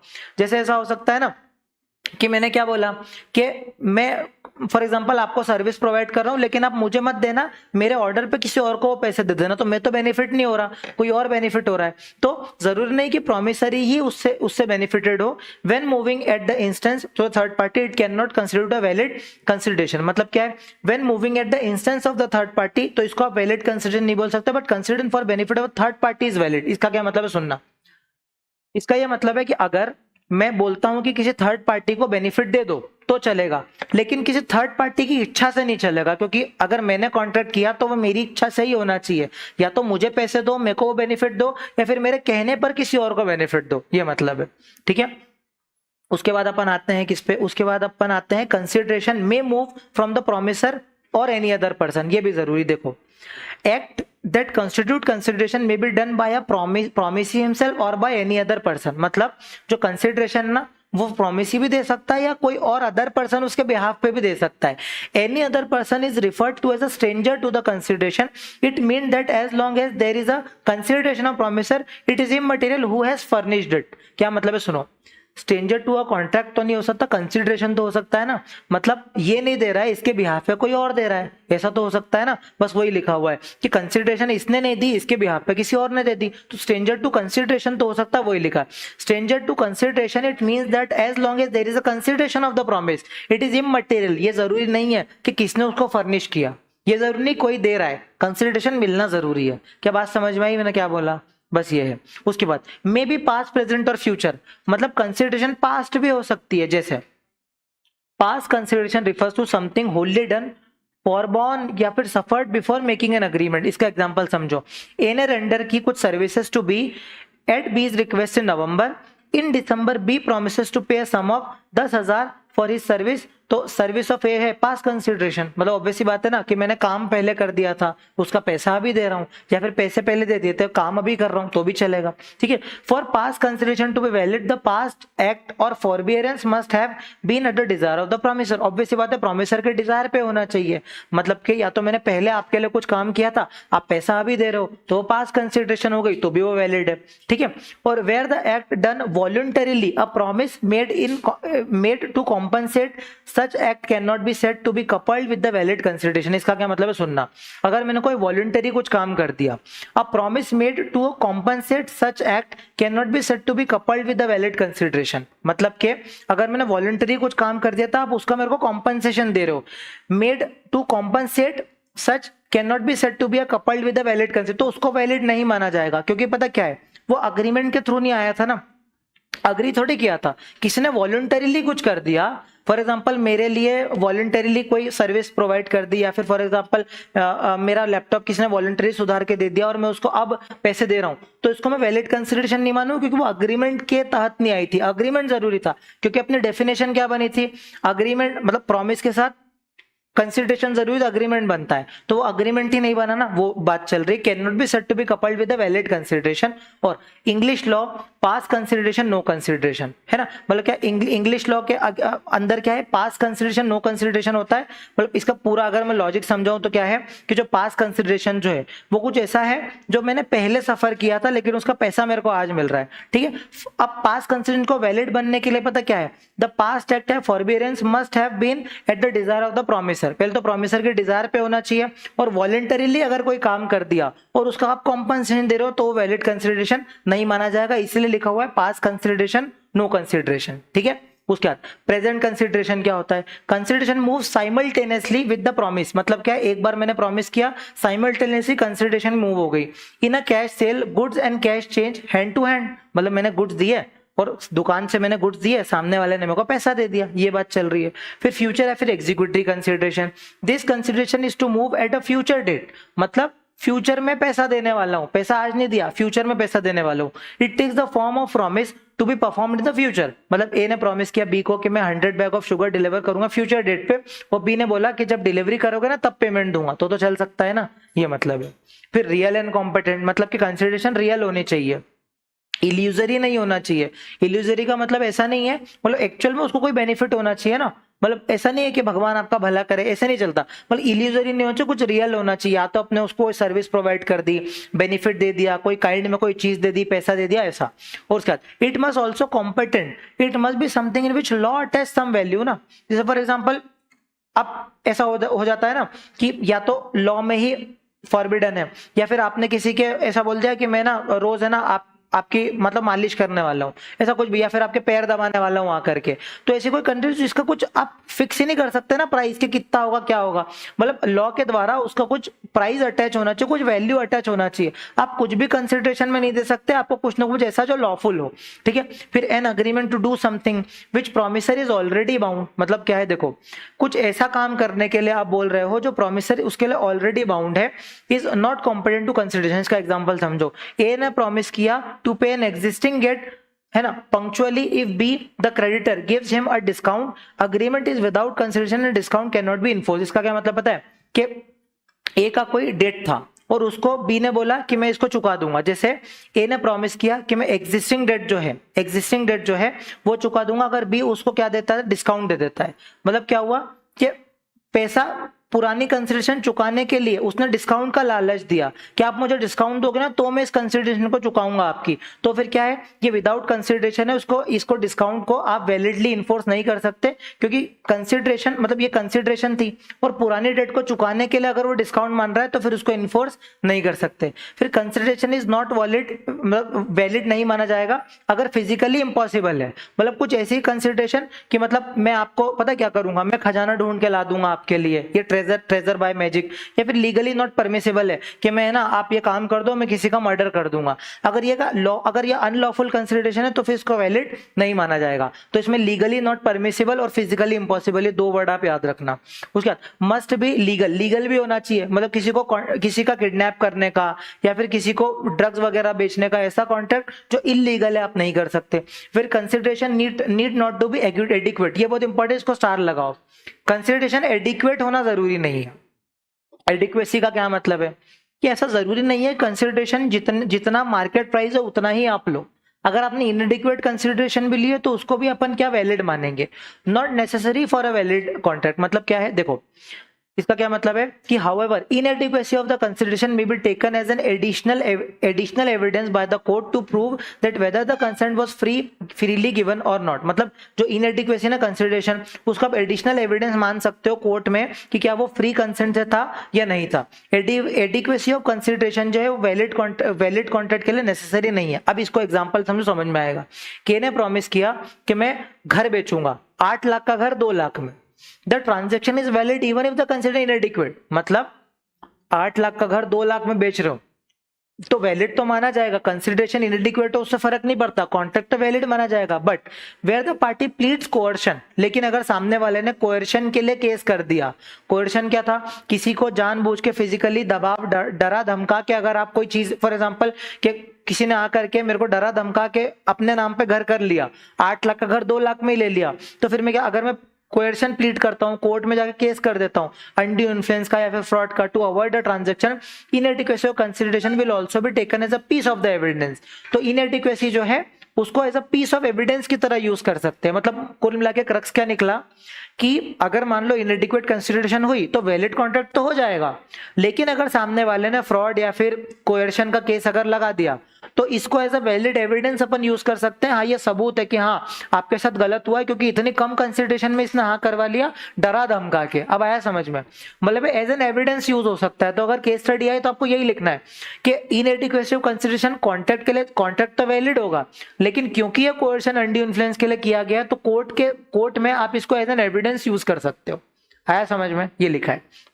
उसके बाद performance of what one is legally bound to perform, इसका क्या मतलब है? Consideration must not be performance of an existing duty. मतलब अगर कोई आपकी एग्जिस्टिंग ड्यूटी है, ऊपर मैंने क्या एग्जांपल दिया था कि उसकी एग्जिस्टिंग डेट को चुकाने के लिए वो बोल रहा मैं चुका दूंगा लेकिन आपको मेरे को डिस्काउंट देना पड़ेगा। तो किसी की एग्जिस्टिंग परफॉर्मेंस को अगर आप मतलब अगर आप परफॉर्म कर रहे हो, है ना, the performance by a person of an act which is legally bound to perform, इसको आप वैलिड कंसिडर नहीं मान सकते। ऊपर भी पढ़ा था कि मैं आपकी एग्जिस्टिंग डेट चुका देता हूं और उसके बदले में आप मुझे डिस्काउंट दे दो, यह वैलिड नहीं माना जाएगा। यहां भी वही लिखा हुआ है। आई बात समझ में? उसके बाद नो कंसिडरेशन नो कॉन्ट्रैक्ट, ये भी बहुत इंपॉर्टेंट है कि यार कंसिडरेशन है ही नहीं तो इसको मैं कॉन्ट्रैक्ट नहीं मान सकता। मतलब देखना, एक्स न्यूडो पैक्टो, ये क्या है? नॉन एडिटर, ये याद ही मत करना, बहुत फालतू है। तो अग्रीमेंट, मतलब इसका कुल मिला के मतलब क्या है कि अगर कंसिडरेशन नहीं है तो कॉन्ट्रैक्ट क्या हो जाएगा? वॉइड। अब ऐसा क्या याद करोगे यार, हो जाए तो कर लेना। मतलब अगर मान लो कंसिडरेशन नहीं है तो कॉन्ट्रैक्ट भी वॉइड हो जाएगा। मतलब जनरल रूल क्या है कि अग्रीमेंट विदाउट कंसिडरेशन हमेशा वॉइड होता है, क्योंकि हमने क्या पढ़ा था? प्रॉमिस हुआ, मतलब सबसे पहले ऑफर हुआ, ऑफर एक्सेप्ट हुआ तो प्रॉमिस बना, प्रॉमिस में कंसिडरेशन है तो अग्रीमेंट बना। तो यहाँ पे तो कंसिडरेशन ही नहीं है तो वॉइड ही माना जाएगा, अग्रीमेंट ही वॉइड माना जाएगा। तो no consideration no contract. Written and registered agreement arising out of love and affection, इसका क्या मतलब है कि पापा ने बेटे को क्या बोला कि तू अगर 90% लेकर के आएगा या CA foundation first attempt pass कर लेगा तो तेरे को बाइक दिलाऊंगा। तो नेचुरल लव एंड अफेक्शन से कॉन्ट्रैक्ट आ रहा है ना। तो इसका क्या मतलब? देखो, an agreement made without consideration valid अगर वो राइटिंग में या फिर रजिस्टर्ड हो under a law for the timing in force और made on account of natural love and affection between the party standing on real relation. इसका क्या मतलब है? देखो, एक अग्रीमेंट मैंने किया है ना, विदाउट कंसिडरेशन किया, वो वैलिड कब माना जाएगा? जब माना जाएगा जब वो राइटिंग में और रजिस्टर्ड स्टाम्प के थ्रू किया गया हो। मतलब उन्हें रजिस्टर में ऐसा लिख दिया हो, मतलब प्रॉपरली उसके नोटरी करा के स्टाम्प पेपर पे लिख दिया हो कि अगर ये सीए फाउंडेशन फर्स्ट में पास करेगा तो इसको मैं बाइक दिलाऊंगा। अगर ये लिख दिया हो, है ना, और वो नेचुरल लव एंड अफेक्शन से हुआ तो भी वो वैलिड माना जाएगा। इसका ये मतलब है, ठीक है। Between party standing in near relation to each other, मतलब बेटा या फिर भाई भाई भाई बहन, ऐसा कुछ, है ना। For an agreement to be valid agreement must be a result of natural love and affection, mere nearness of relation does not necessarily imply natural love and affection. मतलब नेचुरल लव एंड अफेक्शन मतलब क्या है? Real relation, near relation भी होना चाहिए। ऐसा नहीं कि आप किसी को भी अपना बोल दो कि इसके साथ में रियल रिलेशन है, भाई बहन बेटा, ऐसा कुछ रिलेशन होना चाहिए, ठीक है, ये है ना। उसके बाद promise to compensate for past voluntary services, इसका क्या मतलब? देखो, a promise made without consideration is valid, है ना, मतलब promise made without consideration is valid if it is promised to compensate wholly on the part a person who has already voluntarily done something। जैसे मैंने आपके पहले, for example मैंने अभी आपको पढ़ा दिया है ना, और मैं आपसे मान लो फीस ले रहा हूं, तो ये जो मैंने आपको पढ़ा दिया तो मैंने पहले कुछ किया था तो उसका पैसा तो आप अभी दो ना, वो लिखा हुआ है कि अगर पहले कुछ किया था उसका पैसा आप मेरे को अभी दे रहे हो। मतलब पास वॉलंटरी सर्विसेज को अगर कॉम्पनसेट कर रहे हो तो वैलिड माना जाएगा, भले वो अभी विदाउट कंसिडरेशन के लिए है। फॉर एग्जाम्पल कि मैंने इसको पढ़ाया है, हर सिमरन को पढ़ाया और इसने अभी मेरे को फीस नहीं दी, लेकिन ये आर्किटेक्ट है मान लो, तो इसने मान लो इस बदले में ना मेरे घर की, मतलब घर के डिजाइन वगैरह बना दी। ये ना इंटीरियर डिजाइनर है, इसने घर के डिजाइन वगैरह बना दी और किसके लिए बनाई? जो मैंने इसको पास वॉलंटरी सर्विसेज दी थी। तो जो पास सर्विसेज दी थी उसके लिए इसने क्या किया? मेरे लिए काम कर दिया, तो ये फिर ये कंसिडरेशन वैलिड मानी जाएगी, ठीक है। उसके बाद जैसे एग्जाम्पल है, ए ने फाइंड किया बी के लॉस्ट पपी को एंड गिव्स टू हिम, मतलब उसका जो पेट है वो घूम गया था और उसने क्या किया? इसको वॉलंटरीली इसको दे दिया, है ना, और बी ने प्रॉमिस किया कि 5,000 इसको देगा, तो फिर ये वैलिड कॉन्ट्रैक्ट हो गया, क्योंकि पास वॉलंटरी सर्विस के लिए इसने क्या किया, इसको 5,000 रुपए देने का वादा किया, तो अब इसको देने पड़ेंगे। फिर promise to pay a time barred debt. Time barred debt का क्या मतलब है, barred by the limitation can not be recovered, मतलब कि मान लो इसने बेड डेट ही उसको मान लिया था, फॉर एग्जांपल मेरे को इसको पैसे देने थे और मैंने इसको पैसे दिए ही नहीं, है ना, और वो टाइम बार्ड हो गई, मतलब इसने अपने बुक्स में बेड डेट करके उसको राइट ऑफ वगैरह कर दिया, वो उसको बोलता है time barred debt. Hence a promise to pay such debt without any consideration भी वैलिड माना जाएगा। लेकिन मान लो बाद में ऐसा हुआ कि मैंने सोचा कि यार मैंने इसके पैसे लिए थे और अब मेरे को इसको वापस देने, तो भले वो टाइम बार्ड हो गया, अब अगर मैं इसको दे रहा हूं वो पैसे तो फिर विदाउट कंसिडरेशन भी चलेगा। मतलब पहले तो वो लिमिटेशन की वजह से क्या हो गया था, बार हो गया था, मतलब टाइम बार्ड हो गई थी, है ना, लेकिन अब मैं इसको प्रॉमिस करता हूं कि चल अब मैं तेको प्रॉमिस करता हूं कि वो जो टाइम बार्ड डेट हो गई थी उसका मैं तेको पैसा दे देता हूं, तो अगर ये विदाउट कंसिडरेशन है तो भी चलेगा, ठीक है। उसके बाद अ प्रॉमिस टू पे होली और in part a debt which is barred by the law. अब कई बार क्या होता है कि जैसे आपके मतलब आपको कोई गवर्नमेंट को पैसा देना था लेकिन आपने बहुत टाइम तक पैसा दिया ही नहीं, सालों बीत गए, तो वो क्या होगा, बार्ड बाय लॉ हो गया, मतलब लॉ ने ही मांगना छोड़ दिया, या फिर वो टाइम बार्ड हो गया कि मतलब लॉ ने ही उसको फॉरफिट कर दिया कि भाई नहीं देना आपको, तो ये बार्ड बाय लॉ हो गया।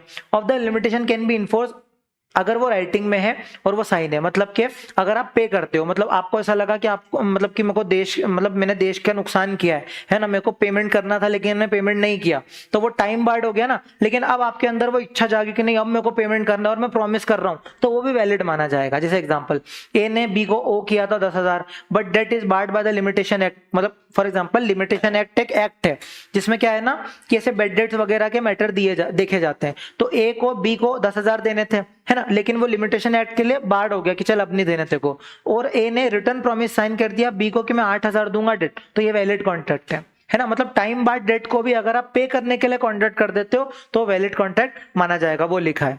फिर कंप्लीटेड गिफ्ट, मतलब no consideration no contract does not apply to completed gift, मतलब गिफ्ट गिवन एंड एक्सेप्टेड, मतलब कि अगर मान लो किसी को गिफ्ट दिया उसने एक्सेप्ट कर लिया तो भी वैलिड माना जाएगा। However a mere promise to gift is not valid, मतलब उसको देना पड़ेगा गिफ्ट, अगर उसने दिया और विदाउट कंसिडरेशन, तो गिफ्ट में कंसिडरेशन क्या लोगे तो भी चलेगा।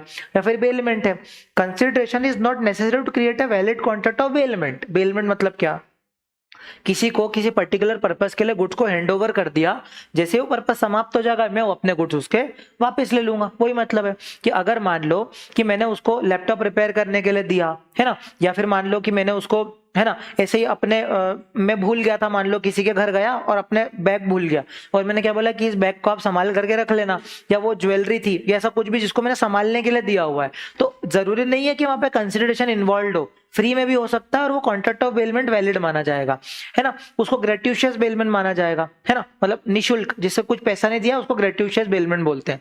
फिर एजेंसी क्या है, no consideration required in case of agency. For example मेरा कोई एजेंट है और मैं उस एजेंट को अगर कमीशन ना भी दे रहा हूँ, वो फ्री में मेरा काम कर रहा है तो भी चलेगा, मतलब वो फ्री में अगर मेरा माल बेच रहा है तो भी चलेगा, उसके लिए कंसिडरेशन की रिक्वायरमेंट नहीं है।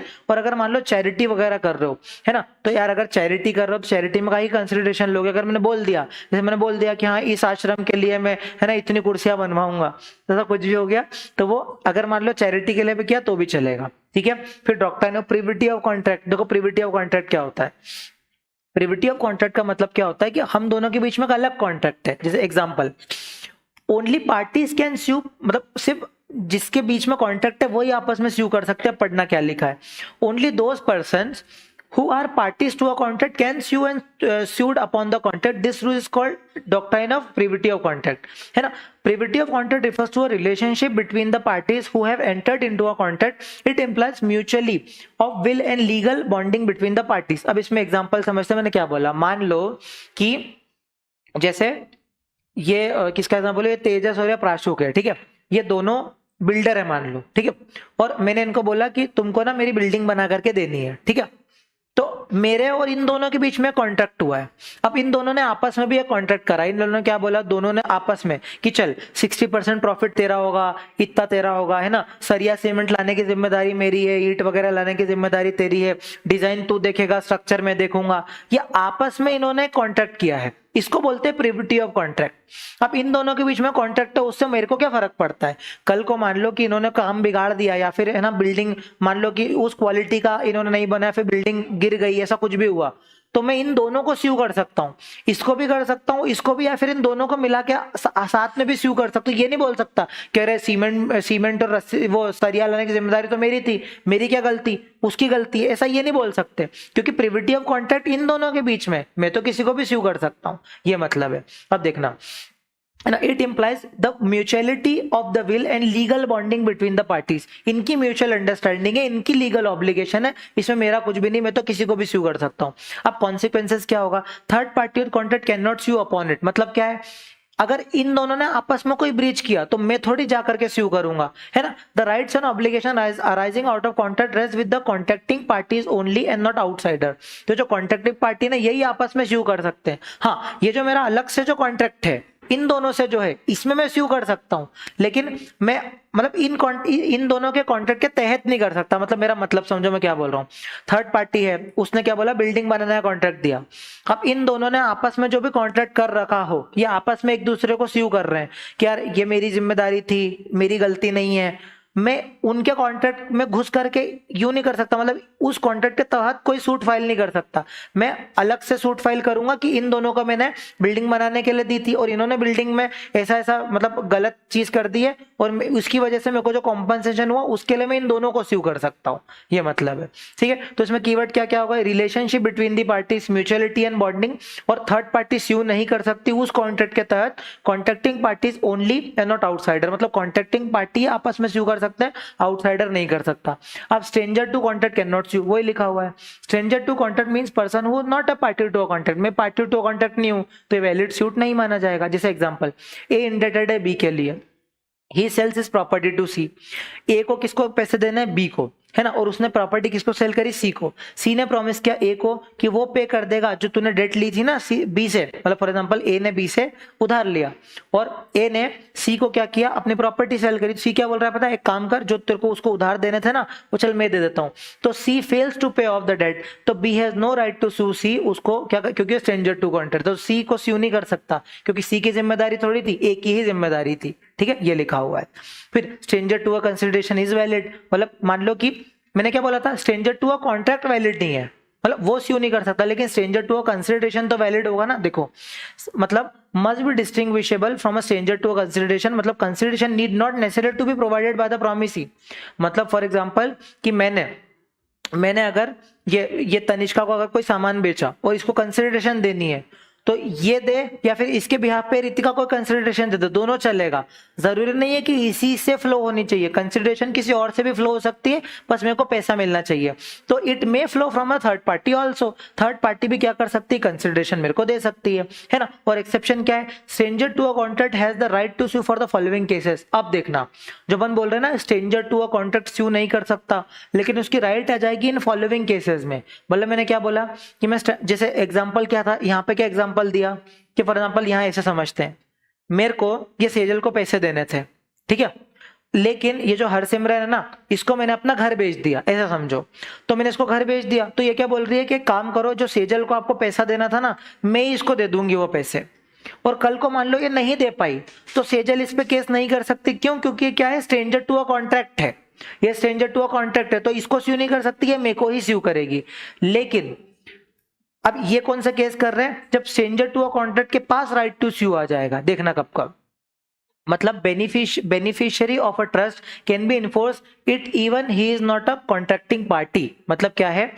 ट्रस्ट के बेनिफिशियरी। एग्जाम्पल, अब एग्जाम्पल समझेंगे और अच्छे समझ आए। देखो, ए ने अग्री किया to transfer certain property to be held by T in a trust. मतलब एक ट्रस्ट है, ठीक है, और ए ने अग्री किया कि मैं ट्रांसफर करूंगा सर्टेन प्रॉपर्टी जो टी ने ले रखी है ट्रस्ट में for the benefit of the B. मतलब बी के बेनिफिट के लिए टी ने कुछ प्रॉपर्टी जो है वो ले रखी है ना। मतलब certain properties to be held by the B, किसके बेनिफिट के लिए? बी के बेनिफिट के लिए। तो B can enforce the agreement even though he is not a party to agreement. क्यों?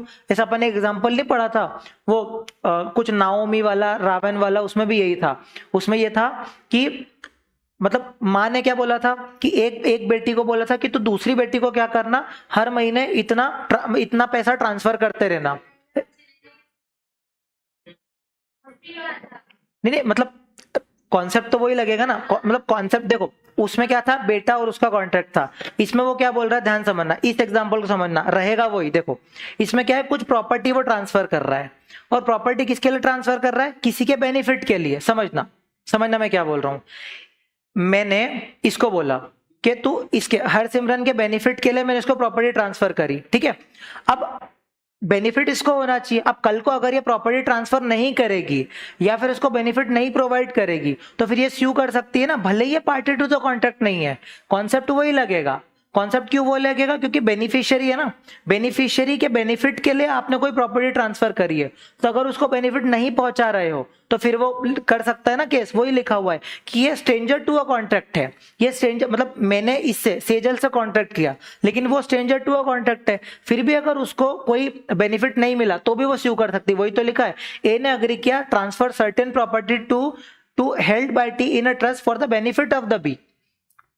ट्रस्ट में कि चल मैं तो कोई प्रॉपर्टी ट्रांसफर कर रहा हूं, लेकिन इस प्रॉपर्टी का बेनिफिट तो बी को देगा, लेकिन बी इन्फोर्स कर सकता है अग्रीमेंट को, भले ही वो पार्टी टू द अग्रीमेंट नहीं है। वही तो है, आया समझ में। मतलब यही है, प्रॉपर्टी से बेनिफिट पास ऑन कर रहे हो, लेकिन जिसको बेनिफिट पास ऑन कर रहे हो उसको बेनिफिट नहीं मिला तो वो स्यू कर सकता है। वही लिखा हुआ है। और उस केस में भी वही था, वो स्यू कर सकता था। उसमें भी यही था कि अगर उसको एन्युटी आप नहीं दे रहे हो तो अगर उसको एन्युटी देना बंद कर दी तो वो स्यू कर सकता है अपनी बहन को। वही तो लिखा था। फिर फैमिली सेटलमेंट, पार्टीशन हो गया या फिर अदर फैमिली अरेंजमेंट हो गया, डिवोर्स हो गया, या दो फैमिलीज जॉइंट फैमिली में थी अब अलग हो गई है ना। And only if such agreement is in writing. देखना, दो ब्रदर है, दो भाई है ना, पार्टीशन हो गया है ना, जॉइंट प्रॉपर्टी का पार्टीशन हो गया, agreed to invest in equal shares a certain sum of money for the maintenance of their mother. तो उन्होंने क्या बोला कि दो भाई अलग हो गए और उन्होंने क्या करा कि इन्वेस्ट करा एक इक्वल सम, कि चल अपन ये क्या करते हैं, ये इक्वल सम इन्वेस्ट कर देते हैं ताकि अपने मदर, अपनी मम्मी जो अकेली रह रही है, ऐसा कभी होना नहीं चाहिए, लिखा एग्जाम्पल में लिखा है कि माँ अकेला रह रही है, तो माँ अकेली है ना, और उनके बेनिफिट के लिए क्या किया हुआ है, उनके मेंटेनेंस के लिए प्रॉपर्टी में इन्वेस्ट किया हुआ है। Held she was entitled to require their son to make the investment. अब उन दोनों ने ये सेम बार बार है कि मदर के बेनिफिट के लिए दो लोगों ने कॉन्ट्रैक्ट कर लिया कि हम इक्वल सम इन्वेस्ट करेंगे। अब दोनों में से अगर कोई भी अगर इन्वेस्ट नहीं करता तो माँ स्यू कर सकती है उन लोगों को कि तुमने बोला था कि मेरे बेनिफिट के लिए तुम क्या करोगे, इक्वल सम को मतलब इन्वेस्ट करोगे, तुमने नहीं किया तो माँ स्यू कर सकती। वही तो है, बार बार वही आ रहा है। देखो फिर acknowledgement of the liability, X ने रिसीव किया money from Y for paying it to Z. मतलब एक्स ने वाई से पैसा लिया, क्या बोल के कि ये जेड को पे करेगा, और एक्स ने एडमिट किया the receipt of that amount to Z. Z can recover the amount from X even though the money is due from Y. बहुत बढ़िया। मतलब क्या है, मैंने क्या किया, वाई से उधार लिया ये बोल करके कि मैं जेड को देने वाला हूं, तो अगर वो जेड को नहीं देगा तो जेड स्यू कर सकता है, भले ही वो किसको करता है, वाई को करता है। क्यों, यहाँ पे भी एक्नॉलेजमेंट ऑफ लाइबिलिटी। एक्नॉलेजमेंट मतलब कि मैंने बोल दिया कि मैं जेड को दूंगा और अग्रीमेंट बना दिया, तो जेड आ सकता है कि तूने बोला था कि मेरे को देगा और मेरे को देने के वादे करके तूने उससे पैसा लिया, तो चल मेरे को पैसा दे। इसको बोलते हैं एक्नॉलेजमेंट ऑफ डेट लाइबिलिटी। उसका assignment of a contract, where a benefit under a contract has been assigned. मतलब मैंने असाइन कर दिया benefit, the assignee can enforce the contract. मतलब मैंने किसी और को बेनिफिट असाइन कर दिया। जैसे फॉर एग्जांपल कि मैं एक क्लब में मेंबर था और मान लो कि उस क्लब का जो बेनिफिट है किसी और को असाइन कर दिया, तो अब वो आकर के उसका बेनिफिट के लिए एंटाइटल्ड हो सकता है और केस कर सकता है। जैसे assignee of an insurance policy, मेरे नाम की इंश्योरेंस पॉलिसी थी, मैंने उस इंश्योरेंस पॉलिसी को असाइन कर दिया किसी और को, तो असाइन किसी और को कर दिया तो वो इन्फोर्स करा सकता है, तो वो स्ट्रेंजर टू अ कॉन्ट्रैक्ट है, फिर भी इन्फोर्स करा सकता है। ठीक है। फिर contract entered it into through an agent when an authorized agent has acted within his authority। एक अथोराइज्ड एजेंट ने अपनी अथॉरिटी में एक्ट किया तो भी क्या हो जाएगा, भले ही वो पार्टी टू अ कॉन्ट्रैक्ट तो नहीं है, लेकिन एजेंट को अथॉरिटी होती है ना उसके बिहाफ पे कॉन्ट्रैक्ट करने की वो।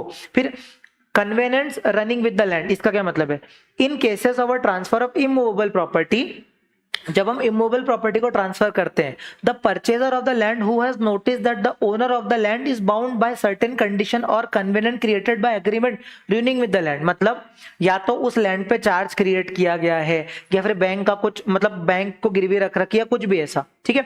ही shall be bound by such condition even though he is not a party to the original agreement. मतलब अगर मान लो कि उसने बोला है, बैंक वालों ने ऐसा अग्रीमेंट किया कि भाई ये जो तेरी जमीन ना, इसमें जो भी फसल करेगा उसमें आधी जमीन हमें आधी जो फसल है वो बैंक को देनी पड़ेगी, और इसने अगर मान लो उससे जमीन ले ली है तब इसको भी बैंक को देनी पड़ेगी, क्योंकि भले ही पार्टी टू द अग्रीमेंट नहीं है फिर भी इसको क्या करना पड़ेगा, बैंक को फसल आदि देनी पड़ेगी, क्योंकि ये पार्टी टू कॉन्ट्रैक्ट नहीं है लेकिन इसने खरीदा उससे, क्योंकि ओरिजिनल अग्रीमेंट में लिखा हुआ था, क्योंकि ओरिजिनल अग्रीमेंट में वो कंडीशन सारी लिखी हुई थी। और marriage settlement, a woman can enforce the promise made for her benefit between her husband और हस्बैंड फादर, या मतलब मान लो कि एक डिवोर्स हो गया तो जो वाइफ है वो अपने हस्बैंड से या फिर हस्बैंड के फादर से, है ना, क्या मांग सकती है ना, कॉम्पनसेशन मांग सकती है मैरिज सेटलमेंट के केस में, है ना। ये हो गया, कितना होगा, 106 पेज हो गए ना। चलो तो अभी 76 से 106 30 पेज हो गए अभी तक, ठीक है। चलो अब कैपेसिटिव कॉन्ट्रैक्ट से अपन आगे पढ़ेंगे, ठीक है, कल पढ़ेंगे, ठीक है। चलो बाय बाय। कोई डाउट है किसी को यहाँ तक? बाद में पूछेगी, चैट में डाउट है किसी को? देखो टैसिट कॉन्ट्रैक्ट थोड़ा सा बता दूं क्या होता है, ये आपने पूछा। देखो ई कॉन्ट्रैक्ट तो क्या होता है, सिंपल, जो ऑक्शन वगैरह अपन करते हैं ना, या तो ऑक्शन के थ्रू हो गया इलेक्ट्रॉनिकली, या फिर ऐसे हो गया कि Amazon फ्लिपकार्ट के थ्रू, जो ई कॉन्ट्रैक्ट मतलब इलेक्ट्रॉनिक मींस को यूज करके सारे कॉन्ट्रैक्ट ई कॉन्ट्रैक्ट होते हैं, सिंपल समझो। और टैसिट कॉन्ट्रैक्ट क्या है, साइलेंट कॉन्ट्रैक्ट होता है। जैसे फॉर एग्जांपल कूली आया और कूली ने क्या किया कि मेरा बैग उठा लिया और उठा करके जाने लगा, तो वो साइलेंस है, मतलब उससे साइलेंस से वो कॉन्ट्रैक्ट बन गया। वो ऑब्वियस सी बात है कि अगर वो सीट पे जाकर के मेरा बैग रख देगा तो मेरे को उसको पैसा देना पड़ेगा, जो साइलेंस है। टैसिट के और कैसे एग्जांपल हो, जैसे आजकल अपन मान लो कहीं भी कैफेज वगैरह में जाते हैं तो वहां क्या होता है, मशीन लगी रहती है, मैंने जो भी अपना ऑर्डर दिया अपने आप मशीन से आता है और कार्ड से मैं पेमेंट कर देता हूं। तो ये क्या है, बिना साइलेंस के, बिना किसी इंप्लाइड एक्ट के अगर कोई कॉन्ट्रैक्ट हो रहा है उसको टैसिट कॉन्ट्रैक्ट बोलते हैं, ठीक है। और क्या बचा था बीच में जो पढ़ाना बाकी था? Standing offer question. देखो स्टैंडिंग ऑफर भी सिंपल है, जैसे मैंने इसको बोला कि मेरा मोबाइल जो है वो क्या करना, एक हफ्ते के अंदर अंदर खरीद लेना, तो एक हफ्ते के अंदर अंदर, अभी स्टैंडिंग है ना, एक हफ्ते में हाँ या ना बोल सकती है, उसको बोलते हैं स्टैंडिंग ऑफर। जैसे वो लैप्स हो जाएगा तो फिर आप वो उसको रिवोक, मतलब वो लैप्स ऑफर मानेंगे, फिर आप उसको एक्सेप्ट नहीं कर सकते, इसको बोलते हैं स्टैंडिंग ऑफर, ठीक है। अब बाकी का अपन कल पढ़ेंगे, कैपेसिटी टू कॉन्ट्रैक्ट से कल पढ़ेंगे, ठीक है। चलो बाय बाय।